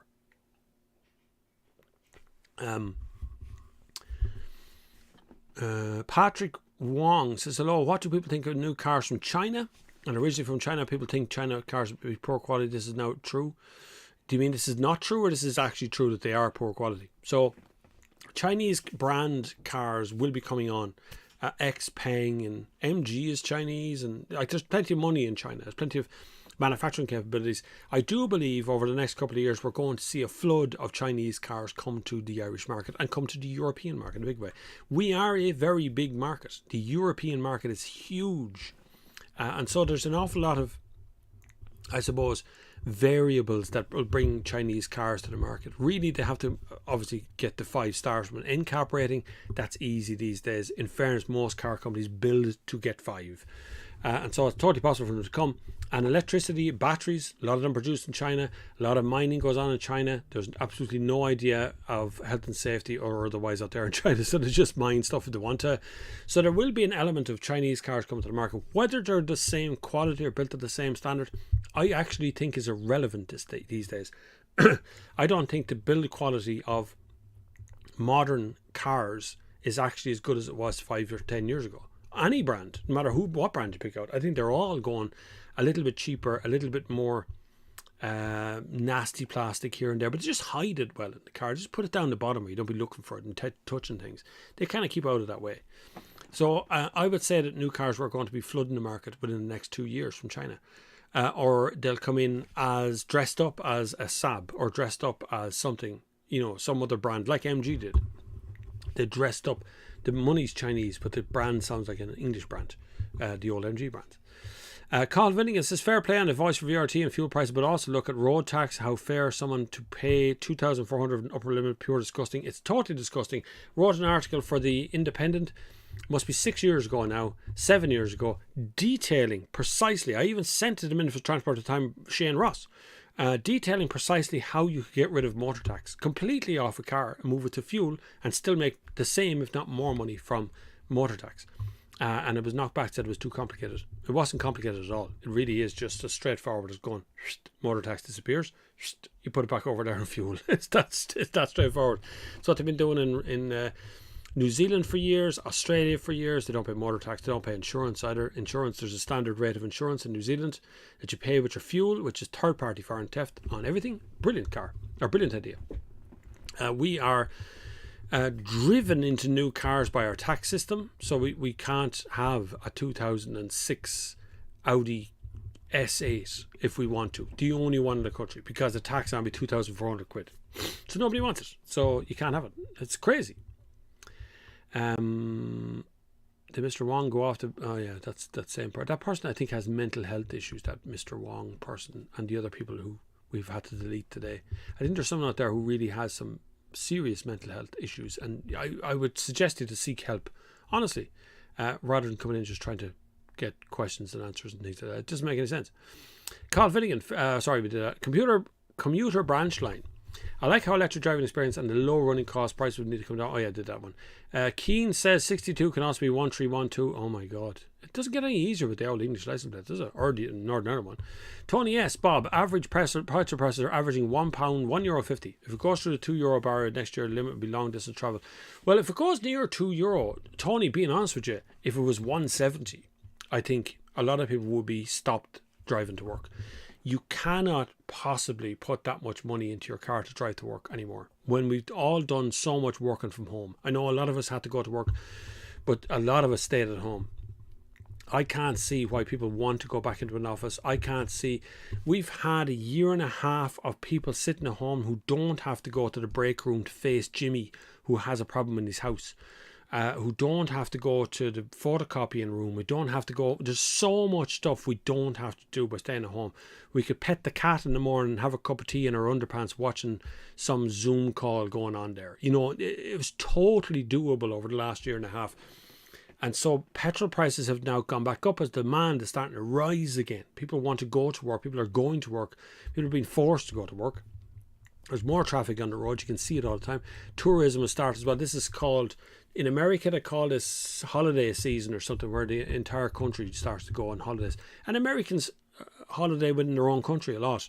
And so they all go on road trips. But in Ireland here, like if I seen 170, 180 for petrol prices right now, I think this country would be really hamstringed, because there is no alternative. There's no way you can be living in Portlaoise here, working in Dublin, in Sandyford, in Blanchardstown, that direction, in Ballyf, anywhere along the M50, on the M50 belt. There's no way you can do that by public transport and do it in any sort of reasonable length of time. It will literally take you 2 or 3 hours to get to work every day and get home. And so the idea that you can somehow just, I don't know, the Eamon Ryan idea of sharing a car in the village, I don't understand that, or being able to car share with other people who are going similar locations. These days, this just doesn't, nobody does this anymore. This is going backwards to go forward. It doesn't make any sense. People buy a car and they want to go to work because they have to, and they want to get home in a reasonable time because they have to, because we've been forced into roads as we've been building them for decades. We continue to build new roads. JP Devlin says Northern Ireland places are even more confusing. I don't. They are, yeah. They seem to be kind of weird, don't they? Hi Bob, if you have an EV, this is Hobbs Dorothy. Have you have an EV charging overnight and the battery is full, does the supply of electricity stop to the vehicle, or does it keep taking electric from the supply? It stops. So the car knows when it's full, and the box it's connected to. This is how, if you ever see someone plugging into a 3-pin plug and there's a big box on the cable, that's the electronic bit that tells it what's happening. And so the car communicates with the box. The box goes, I can supply you 7.5 kilowatt. The car goes, grand, give me 7.5 kilowatt. And when it's full, it'll go, no, you can stop now, I'm done. And it'll cut off the electricity, but you can leave it plugged in 24 hours a day. If you were to leave a car plugged in 24 hours a day, 7 days a week for 2 or 3 weeks, the car would top itself up over that time. So every once in a while, it would draw in a little bit more power to keep it up at the 100% if that's what you selected. Most modern electric cars can... you can say how much you want to charge it by. So if you ever have an iPhone or your Mac or whatever it is at home, you can set them so they have this auto charge function. So when they're plugged in, they'll charge up to 80%. Until you need it, then they'll boost it up to 100. So that's the same for electric cars. They all do the same. Won't do any harm to your supply at home, but it will do harm if you continually plug into a 3-pin socket. If you're using what we would call a granny cable, which is a 3-pin socket to a normal car charger, you will do harm. That little socket is not meant to draw that much power 24 hours a day, 7 days a week. It's just not designed to do it. You need to get a properly installed home charging unit into your house. Don't buy it on Amazon and try and put it in yourself. You'll burn your house down. It's a big electrical thing. Don't be messing with it. Get it done properly. The only one I know I've used here is Des Mulher Electrical. They install those chargers. They install my EV box charger downstairs. It's ran perfectly. The only other installer I've ever used was ESP themselves. When the electric cars came out first, ESP put in a 3.5 kilowatt charger in my house, which is essentially a 3-pin plug with a little box between it. And now it's 7.5 kilowatts. Anton Sturzin says, hi Bob, any reason why Ireland still uses a physical tax disc? There's no reason at all. We do not need a physical disc of any kind on the front window of a car. They can all be checked these days. Look at this. For the first week back, my wife has delivered a ginger tea. Woohoo! Is that a ginger tea? Yeah? Lemon and ginger tea. It's first week back. That's great, isn't it? I love my wife. My wife looks after me very, very carefully today. Even though I was at a car show today, still got to do the Sunday service. But no, there's no reason for a physical tax disc or a physical insurance disc other than the interaction the guards get on the side of the road. So when a car pulls up at the checkpoint, they can shine a light, they can see the disc on the front window, they can do things like that. But we are slowly morphing over to the little mobile phone system that guards have as well, where they can point it at your car, look at your license, they can see if you're disqualified. All electronic. There's no reason whatsoever to have tax discs in the front window. And there's no reason why we can't, and I've suggested this multiple times. How come I can pay my TV license in a direct debit, but I can't pay my motor tax as a direct debit? Why is that?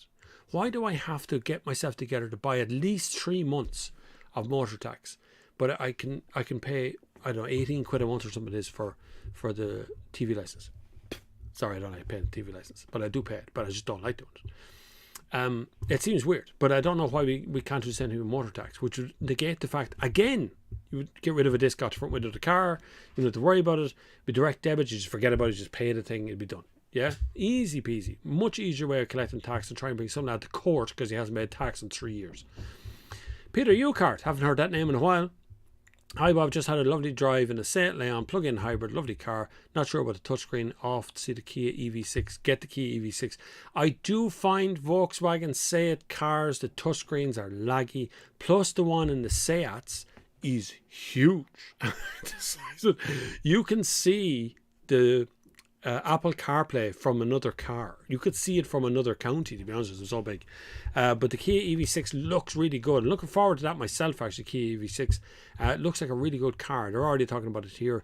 I know Hyundai's version is coming out soon. I don't know I can't remember what it's called now, but the EV6 version is the Kia version of it.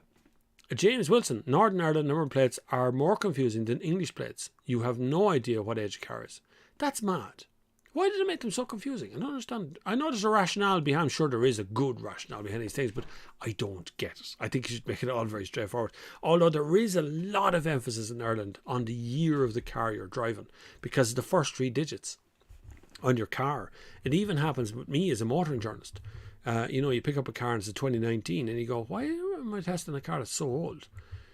It's not old. It's barely a year old. But in my brain, I go, this is 2 years old. I don't want to be driving that. Michael O'Reilly says, have been driving the Ioniq 28 kilowatt and love it. Will hopefully be changed in a couple of months. What are your thoughts on a Model 3 SR and the ID4, if you could only have one, which would be currently, and I'd still I'd still veer towards Model 3. Tesla have a habit. I know they don't build them as well. I know the build quality is not quite up to the same standard as Volkswagen, but yet their software is always like spot on.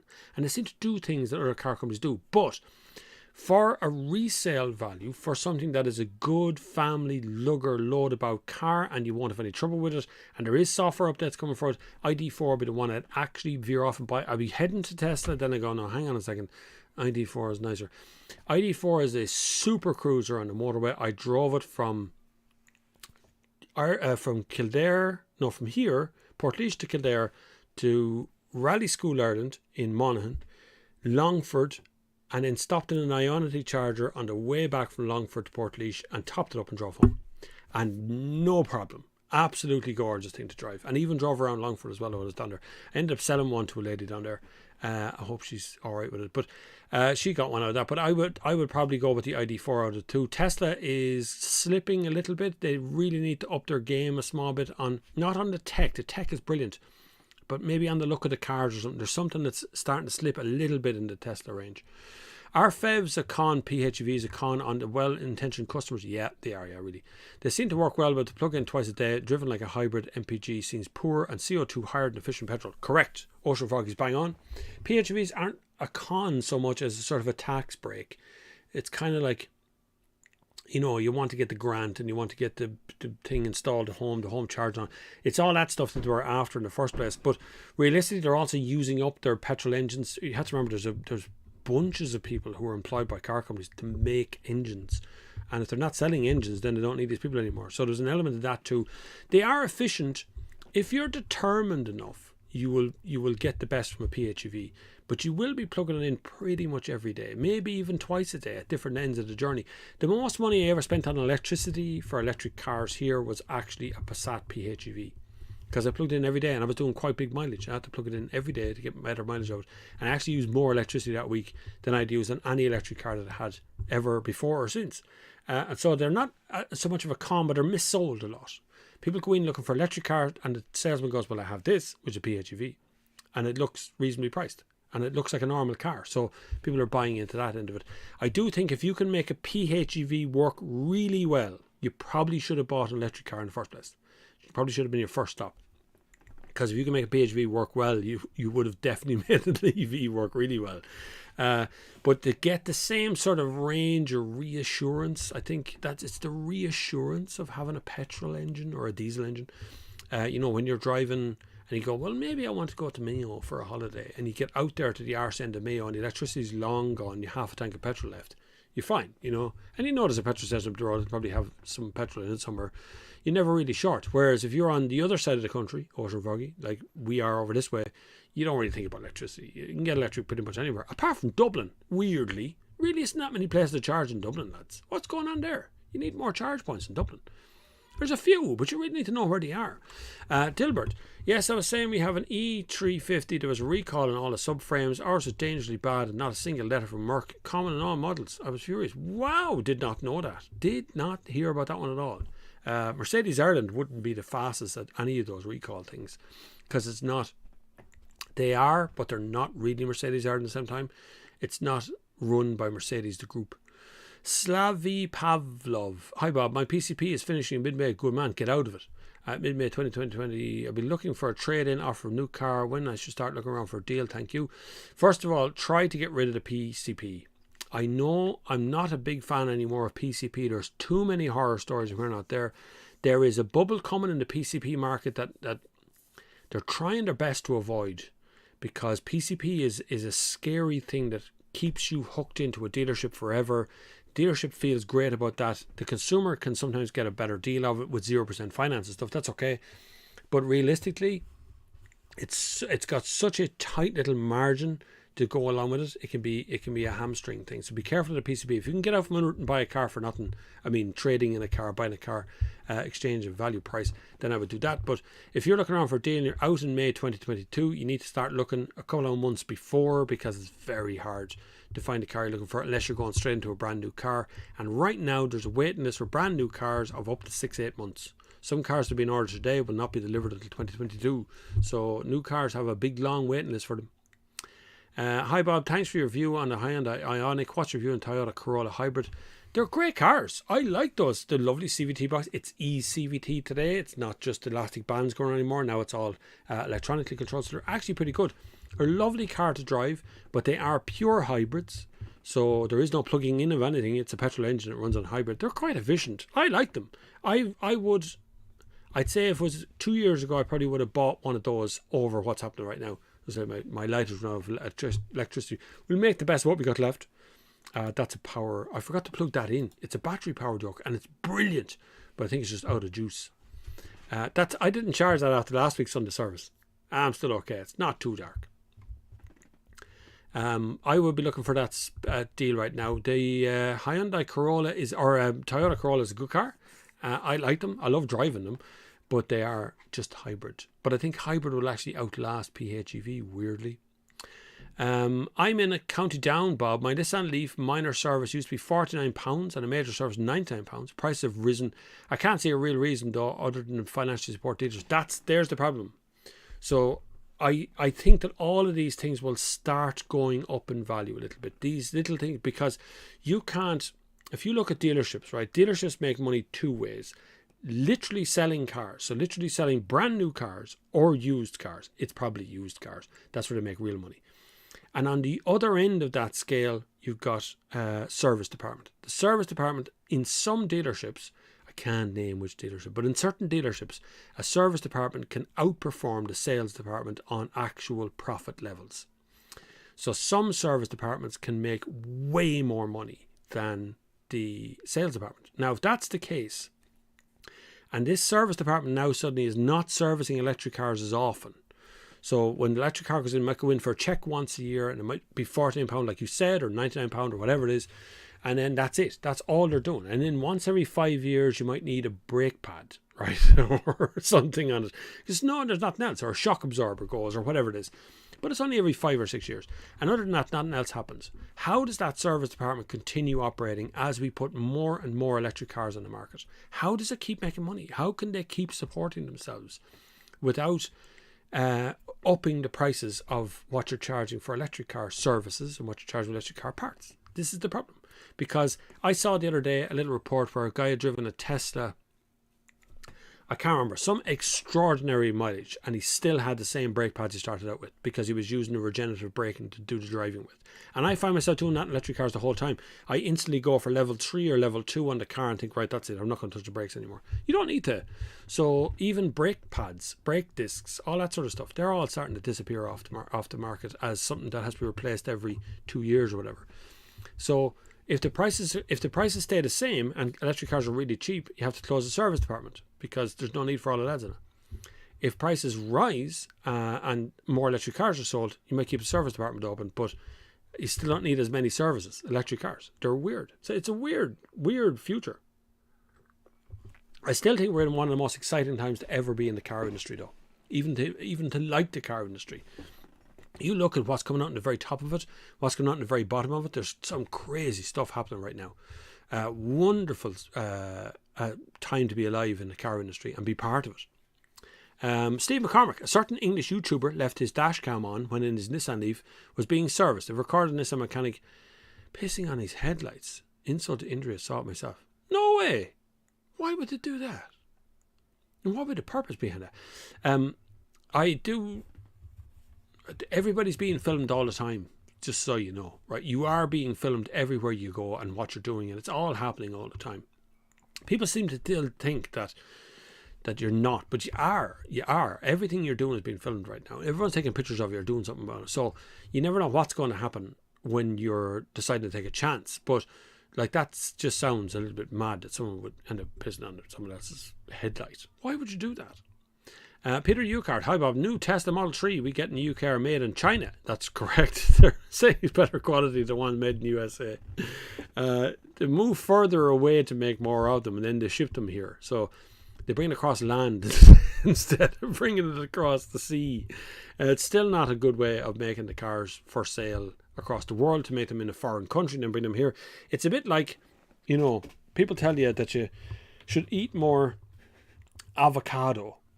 Yeah, to make you feel better. But actually, the environmental damage behind an avocado is much higher than just buying some strawberries from Wexford. You know, you can get the same sort of thing. So my point is that we need to localize how we make things. We need to make more things in Europe.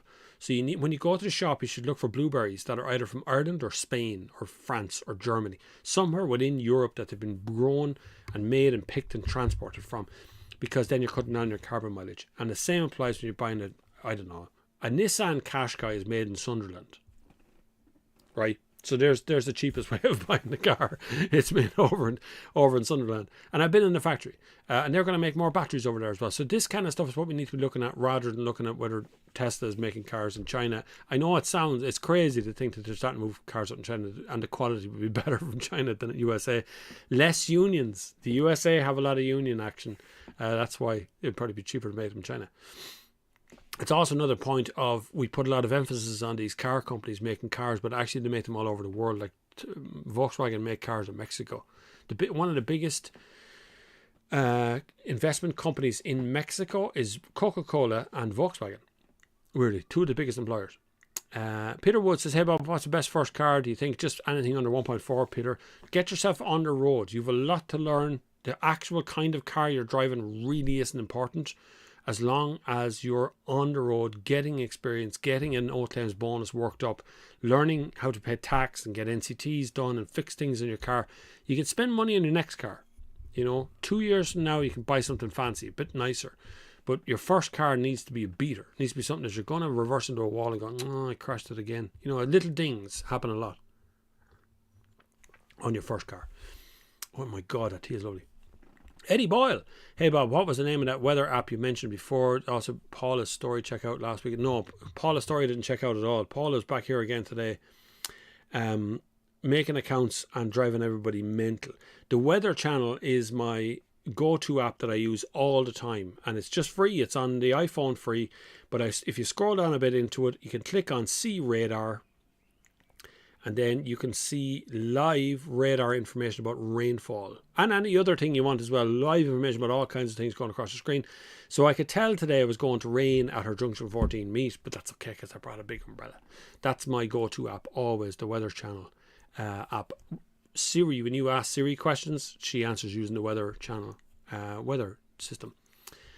Michael Riviera, Ireland followed the North American transport model as opposed to the European model. You don't resolve that by making cars more expensive. You just make people suffer. Well, that's the problem. If you look at it, best first car there, anything under 1.4, get it cheap, yo. Everybody says the same thing. We put our youngest, most vulnerable drivers into the worst cars on the road, the cheapest, crappiest yokes we can find, and it's because we pay so much VRT and taxes and charges and all that sort of stuff. We do the same thing to the other end of the market. You look at a good car meet, even a half-assed car meet, it'll be full of Volkswagen Golfs, Passats, because that's as far as most people can get to. When something unusual turns up, something rare, it's usually old. If it's brand new, you're talking about multi-millionaires bringing them, like the cars that came today, like that Corvette Stingray, brand new 212 Corvette Stingray, turned up today, imported from the US.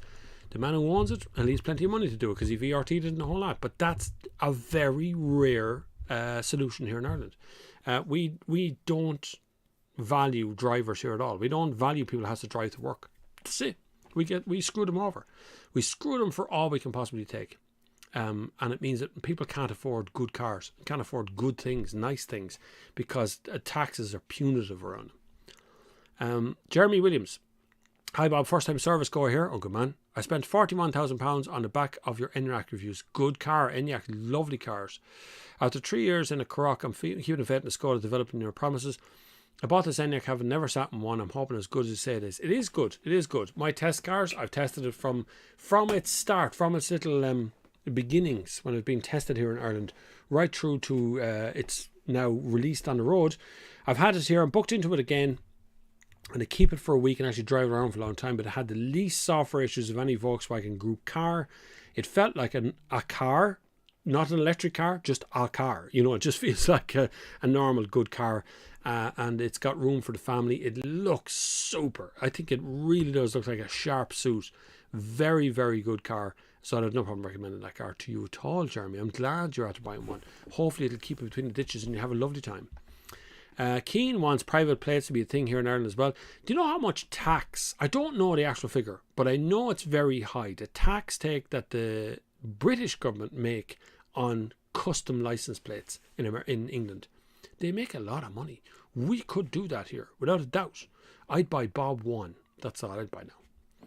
Roger Ronaldo, hi Bob, BMW M4, M3 pros and cons please. Well, there's a review of the M4 on my channel. M4 is the one I like the most. It just felt the nicest in a GT sense, but if you got a family or you want something to drive around every day, then the M3, because it has 4 doors and a boot. But the M4 gave me the best driving experience of the two. But other than that, they're exactly the same chassis and setup underneath. Don't buy those seats. I don't think you should buy those special seats. There was seats in the M4 and M3 because you can change them for harnesses, the seats that went in them, and they're comfortable. But on a long journey, they're not going. They just don't work at all. I really don't think they work at all. So I would buy an M4 on normal seats, with an eye on the M3 because I have kids. Just saying. Richard H. Hi Bob, love all your reviews, not just the EV ones. Keep up the good work. My mum has just given up driving since she's 89 years old, and her car was a Talbot Samba LS. Wow, never let her. Did she buy it new? Talbot Samba. Any of the old Talbots. When I was a kid, Talbots were everywhere. Let me have a look at this Samba. That is an old-fashioned car now. State of that yoke. I mean, I just thought at the time this is what it looked like. Look at that.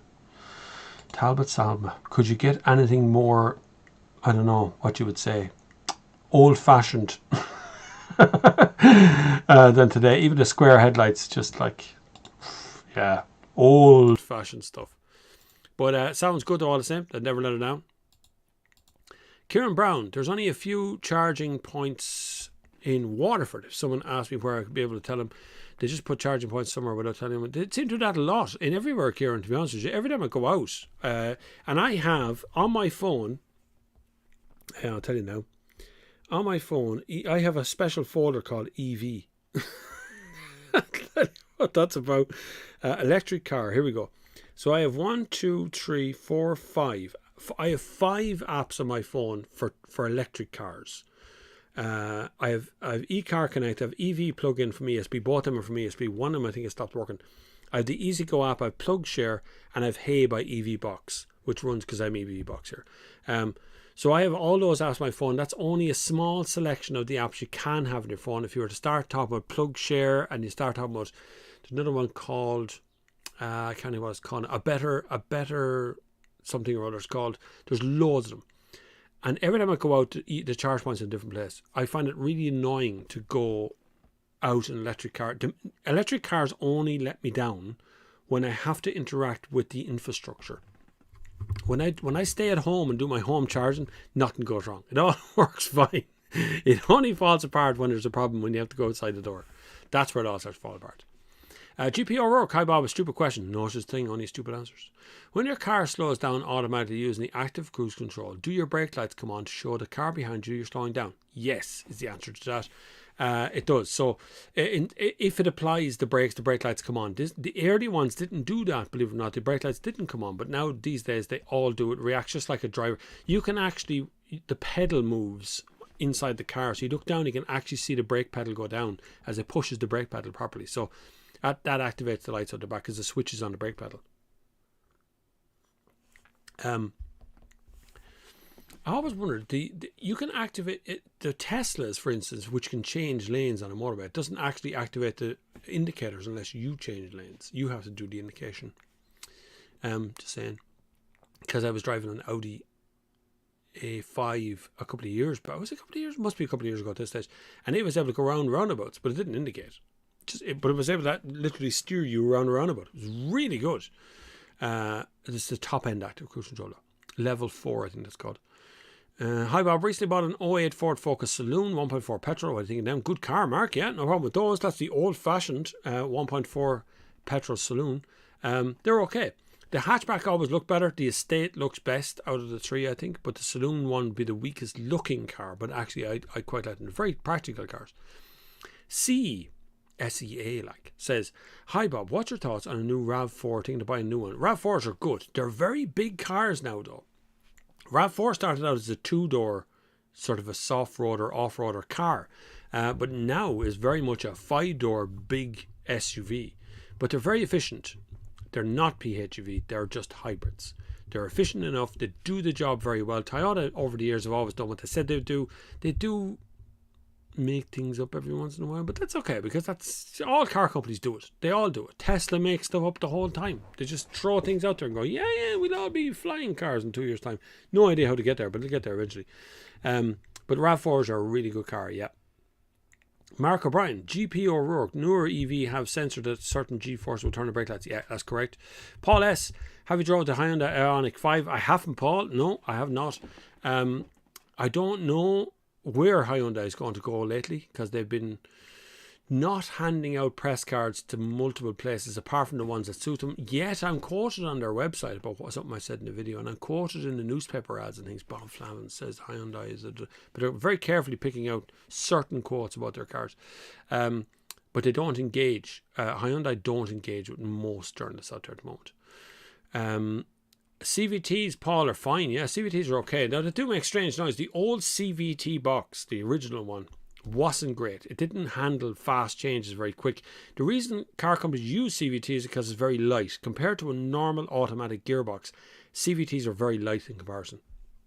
Now they've gone e-CVT, which again are a different kind of gearbox, much more electronically controlled, and it is even lighter, but they're actually pretty efficient, and you don't get many problems with them. Where was I there now? Skip forward on me, hold on a second. There we go. Owen, hi Bob, love your channel reviews. Thanks, Owen. Could I ask you which family 7-seater would you choose between S-Max and fitted with Touran circa 2015-13 models? Thanks a million. I like the S-Max. I think S-Max is very good. It is essentially a Ford Galaxy with a prettier sort of exterior, slightly narrower down the back, so you don't quite get the full width of the 3 seats across, but it's pretty good. Touran is nice. If you're not going to use the entire 7 seats all the time, I would probably take the Touran, because as a 5-seat car, it's brilliant. As a 7-seat car, it's a bit of a compromise. Very small seats in the back. The S-Max will work out better. Good, strong engines. Try to stay away from the what's called a power shift model of that time. It does give trouble. The power shift not only just gives trouble, but there's other problems with power shift as well. But the Touran is a good car as long as you're not going to use all 7 seats all the time. Hobbs Arati says a conversation about road tax. In the UK you pay monthly, but it starts on the 1st of the month.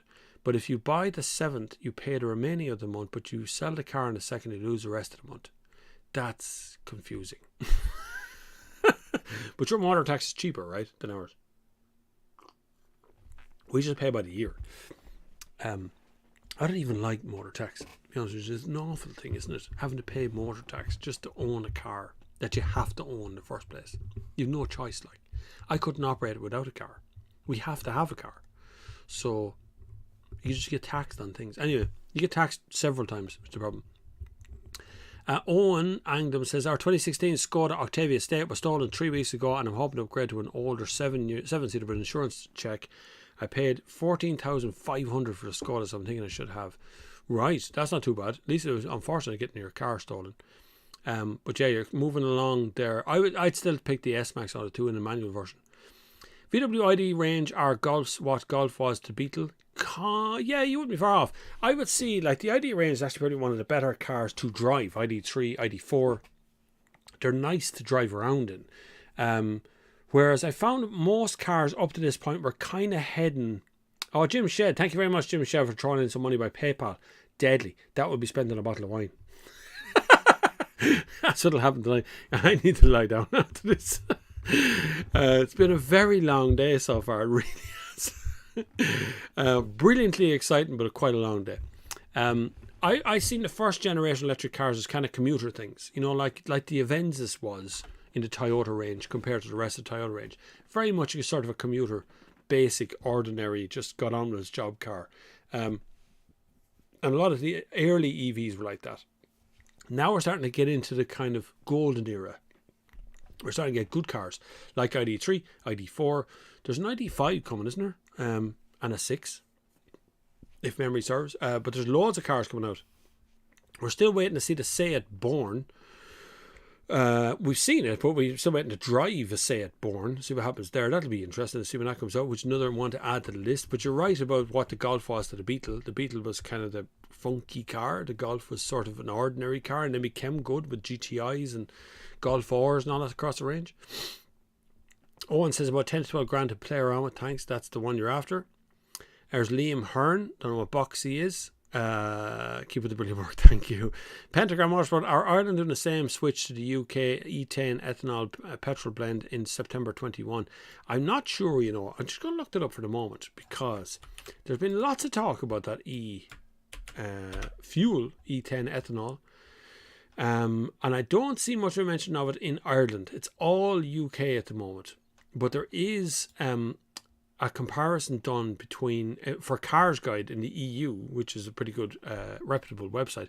They've done a comparison unleaded versus E10 and a comparison thing. So they said, what is E10? E10 I think what we'll do, we'll show you what that says rather than me talking about what it says. Window. Good. Right, so that's what I'm looking at. So this is from Cars Guide, News Reviews, Urban Guide, their top unleaded versus E10 comparison test. You see it here. So where it says 91 RON, 95 RON, 98 RON, 107 RON, all these things, they're all about octane numbers. So octane numbers is what's important in cars. Some cars can only take 95 RON onwards. Other ones can actually run better when it's 98 RON onwards. Like the original FSI engines needed 98 RON to get the full horsepower that they mentioned. But E10 is ethanol, a form of alcohol added to fuel to make them more environmentally friendly to produce and use. E10 fuel is largely replaced by old basic fuel we knew as unleaded, which carried an octane rate of 91 RON. E10 is made up 90% unleaded with a blend of 10% ethanol between the two. So it's meant to be sort of a cleaner fuel, as they say, a cleaner fuel. But, you know, they'll say whatever sells things. That happens as well. Don't forget that. Thank you, Roger Ronaldo. Buy a bottle of vino for the wife. Thank you very much for the donation. You're very kind. But the ethanol blend stuff, I'd say, look, we tend to follow the UK. As the UK does something, we end up getting it anyway, just kind of by default, because we buy a lot of our stuff directly from the UK. So we have to see what they're going to do next, because it's not popular in Europe, and we're starting to move really into electric at this stage. So whether we're actually going to bother with this ethanol blend stuff, or we look at the Porsche fuels or whatever's coming out from Germany, where we're probably going to follow the most. I'm all in for whatever makes fuel cheaper and cleaner, that we can keep cars on the road longer, because I hate the idea of just having to replace all our stocks of things all the time with new cars, even though we're just damaging the environment doing so. But I'd say we will start heading that direction, that unleaded versus E10 stuff. I think it will. The problem will be that it can create a knocking in the engine if it hasn't got enough run. The run of the engine needs to be done. Paul Bennett says, what do you think of the Seat Leon FR First Edition? FRs are great. FRs are deadly. Now, I do prefer Coupras over FRs, but FR is a nice little car. I own a Seat Leon, the original one. Generation 2 is mine. So they are good cars. I do have a sort of a bias towards Seat, but they are nice. Infotainment system is sometimes broken. A lot of the time broken, depending on what you're using it. Computer Barnstein says, Bob, the 1.9 Peugeot 205 GTI, God, what a car. Used to bolt straight to the Talbot Samba. I know a guy who did the swap. It was bonkers and brilliant. Wow. 205 GTI is still one of my... There was a 205 GTI there today. Like I said, it was every sort of car you could possibly dream of was there today. If you wanted to see metal today, in Junction 14 was the day to do it.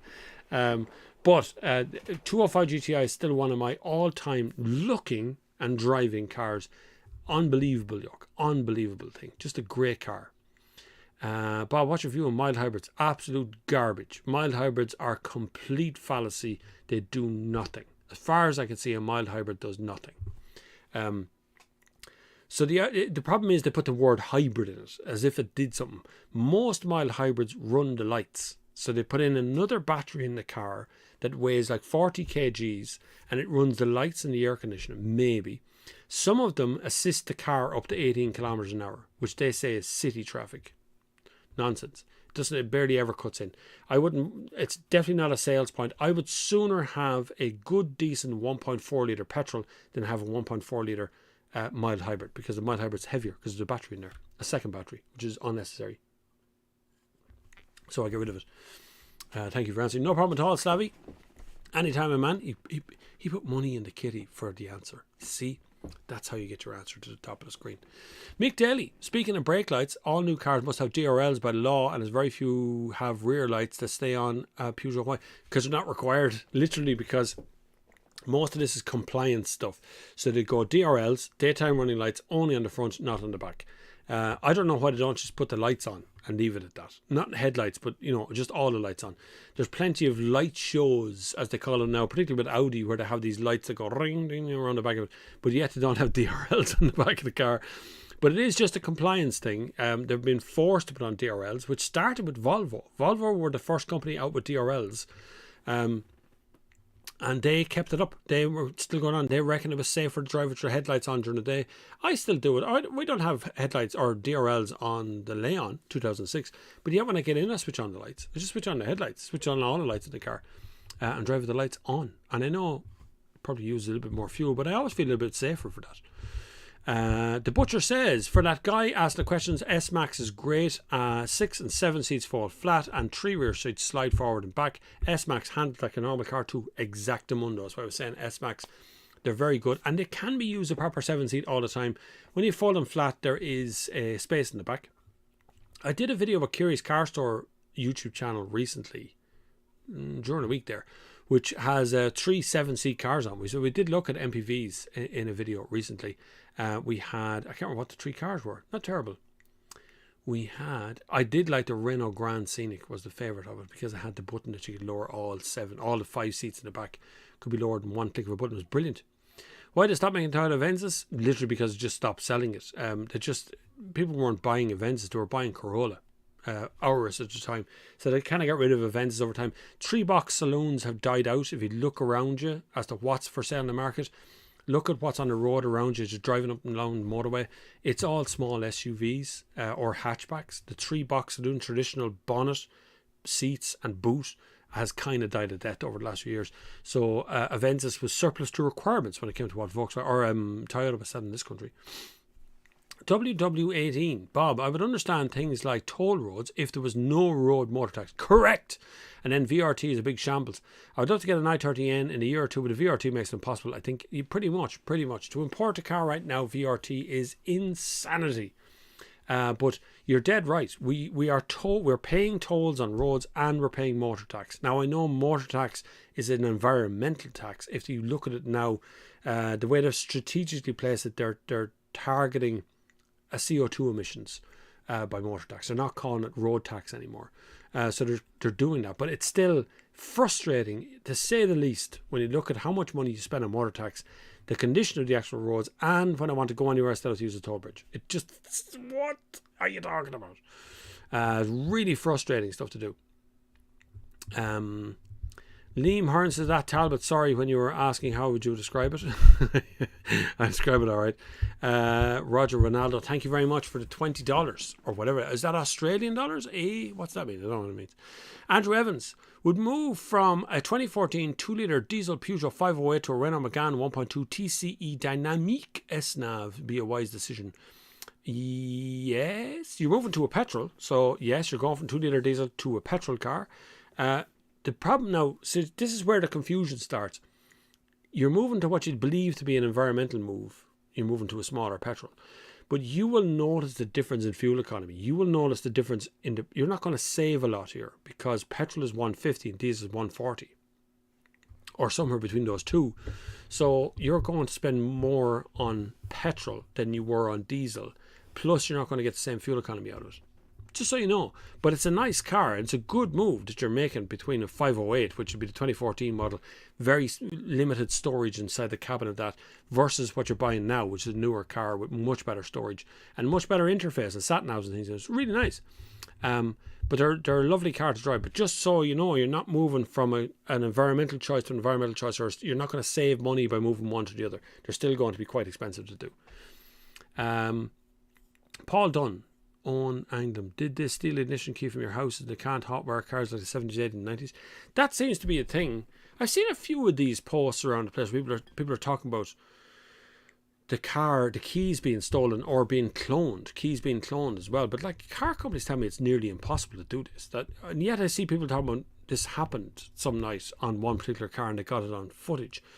And yet, like, cloning keys seem to be a hard thing to do, according to what car companies tell me. So I don't know whether it's possible. They want to steal the keys directly from you, which seems a bit crazy, because you can't hotwire cars anymore. You can't pull out the dashboard on a brand new car and pull 2 wires together and the car will start. It's electronic ignition. They're not even hooked up. The battery and the ignition barrel aren't hooked up together anymore. Liam Hearn, Bob, collected a new Skoda Octavia 1 litre TSI last week, sat nav and SmartLink not working, going back in tomorrow. These infotainment systems still having problems. Not good, Volkswagen. However, Volkswagen, or whoever Volkswagen employed 5 years ago or 4 years ago to do the software on their infotainment system, just needs to find another career path, because it's just not working. I found multiple Volkswagens over the last 3 to 5 years, particularly the last 2 years, that have given so many problems from the sat-nav system and the infotainment system, crashing, not working, pressing the button, lagging behind. And in the ID3, when it came out, the sat-nav looked like some sort of Google Android thing. Just looked really cheap, I thought, compared to what the car was.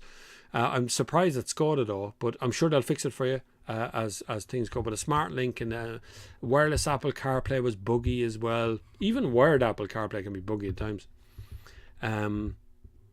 Steve McCormick, I hope your car gets fixed there, Liam, and it comes back to you and it's working perfectly. There's nothing worse than buying a new car and you find something wrong with it. It's never the same again. You never think of it as the same again. You really don't. It's, just not... It's broken, and that's it. It's like when you've had a car a few years and things start going wrong and you go, I think I'll just sell it. Just buy another car. I've already had enough of this car. Anyway, Steve McCormick, I see Opel now claim the forthcoming Manta will be an SUV. Complete betrayal of what the Manta was all about. Wait now a minute. Opel Manta SUV. We'll have to Google that one, boys. That ain't happened. I won't be up for that at all. Manta SUV. Show me this. They are wrong on every possible level you could be. Hold on a second. Cut over that. Look at this. Look at the state of that. That is not a Manta. That's a Manta. That's not a Manta. That's also a Manta. That's a real one though. That's the one we all actually want. Look at them. That is so pretty, isn't it? That's the electric one. That's only a concept at the moment. But that's what a Manta should look like. That's what a Manta should look like. These are not what a Manta should look like. I'm sorry. That's a small SUV of some sort. That makes no sense at all. Look at that car. Aren't Mantas just gorgeous over the years? There's something about Vauxhall Viva, Opel Manta, sort of. Look at that. There's the Berlin Netta manual. Oh, so pretty. So nice. Oh yeah. There's the one I want, really. The GT. Gorgeous looking cars. I think they're lovely. But this betrayal of everything we held dear for what the Manta is, that is not a Manta. That is a Mocha, is what that is. That's what that is. Now, we're done talking about that one. That's very annoying to see that happen. Jared. Hi, Jared. Bob replaced in 2012 VW Charan in 2022. Sounds like I have to order something new. What do you recommend? 7 seats, slidey doors required. That's going to be a tricky one. You're going to have to go to the buses to get the 7 seats. There's so few 7 seats around at the moment. Actual good 7-seaters that have any sort of normal doors on them, because you have to get like an SUV like the Skoda Octavia or Skoda Kodiaq, the big yoke, but they're big SUVs. I don't think that's your kind of style. I would see you more of the electric car, because I see you putting out pictures of electric cars all the time. So you'd have to kind of go the van route, which means you're kind of stuck to Hyundai diesels or Volkswagen Caravelle, something like that. That could replace it, because even a Charan, the newer one, doesn't exist anymore.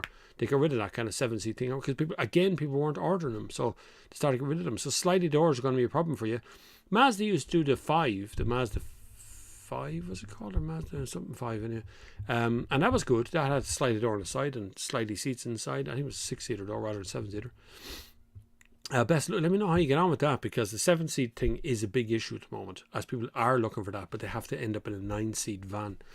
Rory Boyle, thinking about changing from a Mark 7 GTD to a Mark 8 GTI Club Sport. Any pitfalls? None. Mark 8 GTI Club Sport is one of my favourite cars of the last couple of years. Super car. You are going to be getting an automatic. They are all automatic. DSG. But there's no downside to the Club Sports. I think they're brilliant. I talked to a young man today who bought one based on my review of it as well. They're a supercar. They feel brilliant. They're nice to drive all the time. They're nice to own. They're just a nice car all the time, So no downside. The only downside, obviously, you're moving from a diesel to a petrol. That's your big thing. But you're moving to a totally different car. You'll get good money for that GTD, by the way. Paul S says, I've been thinking of a hybrid, but there's bad reviews coming out about the power MPG and Toyota Corolla CVT. I've never had a problem with Toyota Corolla CVT. Now, if you sit on a motorway all day, hybrids are rubbish. But all cars are. Petrol, diesel, electric, doesn't matter. When you sit on the motorway, they all eat fuel. Every one of them. Because the wind resistance, the pressure of the wind in the front of the car just sucks the life out of the batteries. So the same applies to Toyota Corollas. But if you're driving around town, you're going to get good fuel economy from Toyota Corolla all years as well, apart from the really early ones. W18 says, Bob, saving the environment is just an excuse to charge people more for motor tax, to be honest. You're right there. Same as sugar tax. I'm fat and I want a Coke, but I'll not decide not to buy one just for an extra 15 cent. But you don't, 15 cent, you're dead right. I completely agree with you, because that 15 cent is only a problem when the budget comes out. Everything's going up by 15 cent. 3 weeks' time, you'll have all forgotten about 15 cent. And you're just paying €1.15 for something that cost €1 2 weeks ago. That's all that happens. So the exact same thing comes up with the environmental tax. They go, well, we need to put a carbon tax. This is the carbon tax part of it, by the way. It goes on to your motor tax. So the carbon tax will come in on top of that again. That's just another tax. Just go, well, look, we need to produce more carbon. We need to reduce our carbon output. We need to have less carbon out there. So we're going to tax you more. You go, hang on. How does that lower our carbon emissions by taxing us more? How does that work? That's not going to make me lower my carbon emissions. None of this works. It's all a money game. What do you think of the new sat-nav system in the Opel Insignia Grand Sports? It's okay. None of them have gotten a sat-nav system right. Even Tesla struggled with a good sat-nav system. It's good, but it's not brilliant at everything. It just has to be a little bit weird in between. Opel did a fairly okay job in most of those modern cars, but it's still very finicky and pressy button. I just want to see Apple CarPlay, because everything I live is on this. Everything. That's a sticker, by the way. You can buy them on my shop. They're here. There's a whole card of them right there. Anyway, it doesn't matter. Everything I do lives on a phone. Every contact I have, every Google thing I do, all the sat navs, I do everything through Google Maps or Apple Maps. I do all of that. So I don't really care so much about the built-in sat nav systems. I think what Dacia is doing recently has been quite interesting, that they've just gotten rid of the touchscreen entirely and gave you a little spot to put your phone. That's brilliant, because everything's on my phone anyway. It's deadly. The Manta SUV looks like a Cybertruck. It does, doesn't it? Yeah, that's true, actually. That's true, yeah. Where do we flick back to that? There's the Manta SUV. And if we look at Cybertruck, it looks like that. Same thing. Essentially drawn by my 5-year-old daughter. Why do people have such a fascination with this yoke? I think it's crap looking. If I'm dead honest, I think that is the laziest car design I have ever seen in my life. It's the worst looking thing that could ever grade. And that's just me as I normally talk. I think that's an awful looking car. And yet people seem to be fascinated. When is Cybertruck coming to Europe? By the way, bad news, it's not coming to Europe ever, because it's far too big. Impressed with the car moving from 131 Golf, just hoping it was a one-off. Liam. Yeah, sorry, good man, Liam. Dilbert, has any company ever stopped giving you cars because of bad reviews? Yeah, Hyundai. Does it have to hold you back sometimes? No, it doesn't hold you back at all. It doesn't do anything. To be honest with you, not giving a car reviewer a car does nothing for the company nor the car reviewer. It's frustrating when when it's your job. This is my job. So essentially, Hyundai have attempted to put me out of business by not giving me cars, and that's just the way they operate. So they have attacked me as well as I've attacked them. So my review of the Hyundai Ioniq, the first word I said in it was that this is the worst electric car I've ever driven, and it's true. So that was my opinion. But you're not allowed to have an opinion sometimes with a car company who take it personally, and I find that really lazy, that they want me to be out of business by not giving any press cars. But that's okay, because there's multiple users out there who've offered me Hyundai cars, and multiple dealerships who've done the same thing. So if they don't want to do it, that's okay. I still get my reviews because I get it another way out. But it means that they're completely cut out of the transaction, which means I can even be meaner if I wanted to be. But I'm not that sort of person. I review cars for what they are. I give my honest opinion on every one of them. They continue to give out their cars to the Irish Times, to the Independent, because they're unarguably these kind of national publications, although they're incredibly old-fashioned these days. And I don't mean that in a derisory term. I know all the lads like Eddie Cunningham and all the lads of the Irish Times, but it is, newspapers are still very old-fashioned. Visuals and videos are the way to go forward, but they have their favourites. That's how they work. They have their little favourites, and they give their little favourites who won't question what they get, a car. And then you go, yes, make sure you say all the things from the press release. The other night I was live on TikTok, and a man came on and threatened to punch me if he ever met me because I said a Hyundai press release about their new car was garbage. And most press releases are garbage. Right? They're factual, but they're garbage. They literally only tell you the good points. That's what a press release does. The press release is never going to tell you the bad point on the car. So most of them have to be taken with a cellar full of salt in the hopes you're going to get there. So he threatened to punch me because I said it was garbage. And I said it was very childish to believe anything they were saying because none of it's true. I mean, car companies have been saying for years you could go 500 to 700 kilometers in an electric car. And you go, hang on a second, I'm looking to get 350 kilometers. Where did you get the 500 kilometers out of? You know, it doesn't make any sense. Anyway, where was I? To be honest, VW GTI is a dumb option when a Cooper's around, especially in the i30N. I don't know. Cooper's good. GTI I feel is better to live with if you're living it long term. But Cooper is very good. I do like what they're doing and it's interesting, but it's not for everybody. I find the branding a little bit childish, a little bit kind of Transformerish, and a little bit too over the top for me. And even though I like Coopers and I really like that Fermentor, I do like that car. It looks great, very sharp handling, bit soft on the back, but that's okay because it looks like an SUV, but it isn't somehow. Paul Bennett got the Seat Leon FR Sport 1.5 2020 on Friday Night Car Drives. This is a good car, I like that, yeah. The Cybertruck was drawn with a ruler. It was drawn even, yeah, just a ruler. Just sat down with, here's a few lines on a page, make it. That's all that really happened there. Owen says, thanks Bob, the Butcher IRL. I'm buying an automatic because the wife can't drive a manual. I'm leaning towards a Touran. Touran's good, yeah. Only with 2 kids, love the idea of a giant boot. It is. Touran's a van, essentially, with a giant boot. Thanks, Bob, for your honesty about Hyundai. It wasn't really, not really honesty. I mean, I tell anyone at any time about how I'm treated by any car company. If I get freebies or I get something in the background, I get money or I get paid by them, any of that sort of shit, I'll just tell you straight out. Well, yeah, they paid for that. That's why I said that. But no car company pays me to say anything. And Hyundai, repeatedly over the years, are the only ones I've ever had problems with. I've done reviews for the Leinster Leader. I got phone calls from that as well saying that, well, factually, Kia have a shorter warranty because they have more miles or something in it. You know, the only ones I've ever had problems with have been what I would deem to be the bully of the companies, which is Hyundai currently, as they attempt to make me be put out of business by not reviewing their cars. That's essentially it. I'm a professional at this. I make money from this. I make money from YouTube. I make money from reviewing cars. And if the cars are not provided, then someone's trying to put me out of business. That's essentially it. Coming up this year, we're coming to the end of the Sunday service. Thank you very much. It is 4 p.m. If you need to go, you can go, of course. There is a match tonight, England versus Italy. Don't miss that one. Coming up this year, I'm going to be reviewing users' cars. Something interesting. You got something in a garage that's not taken out during the winter time, something unusual. I'm not talking about your standard little Skoda car, but if you've got a Skoda Generation Mark 1 or you got, I don't know, BMW M1 or something unusual in your garage, get in touch with me, bobflavin@thenextgear.com. I'll be assembling a list of things I want to do this year, and I'll be shifting off to look at those cars as well, not just press cars or brand new cars the whole time. We'll start looking at some of the older stuff in a series sense as well, which would be very interesting. I find that barn find stuff very interesting as well. So that's coming up as well. So if you have a car and you're interested in me coming around just filming it and talking to you about it and learning about the car, please get in touch with me, bobflavin@thenextgear.com. Thank you very much for joining me on the Sunday service this week. Don't forget, next Sunday I will be in Portlaoise Plaza, 10 a.m. in a car meet sense with trucks as well.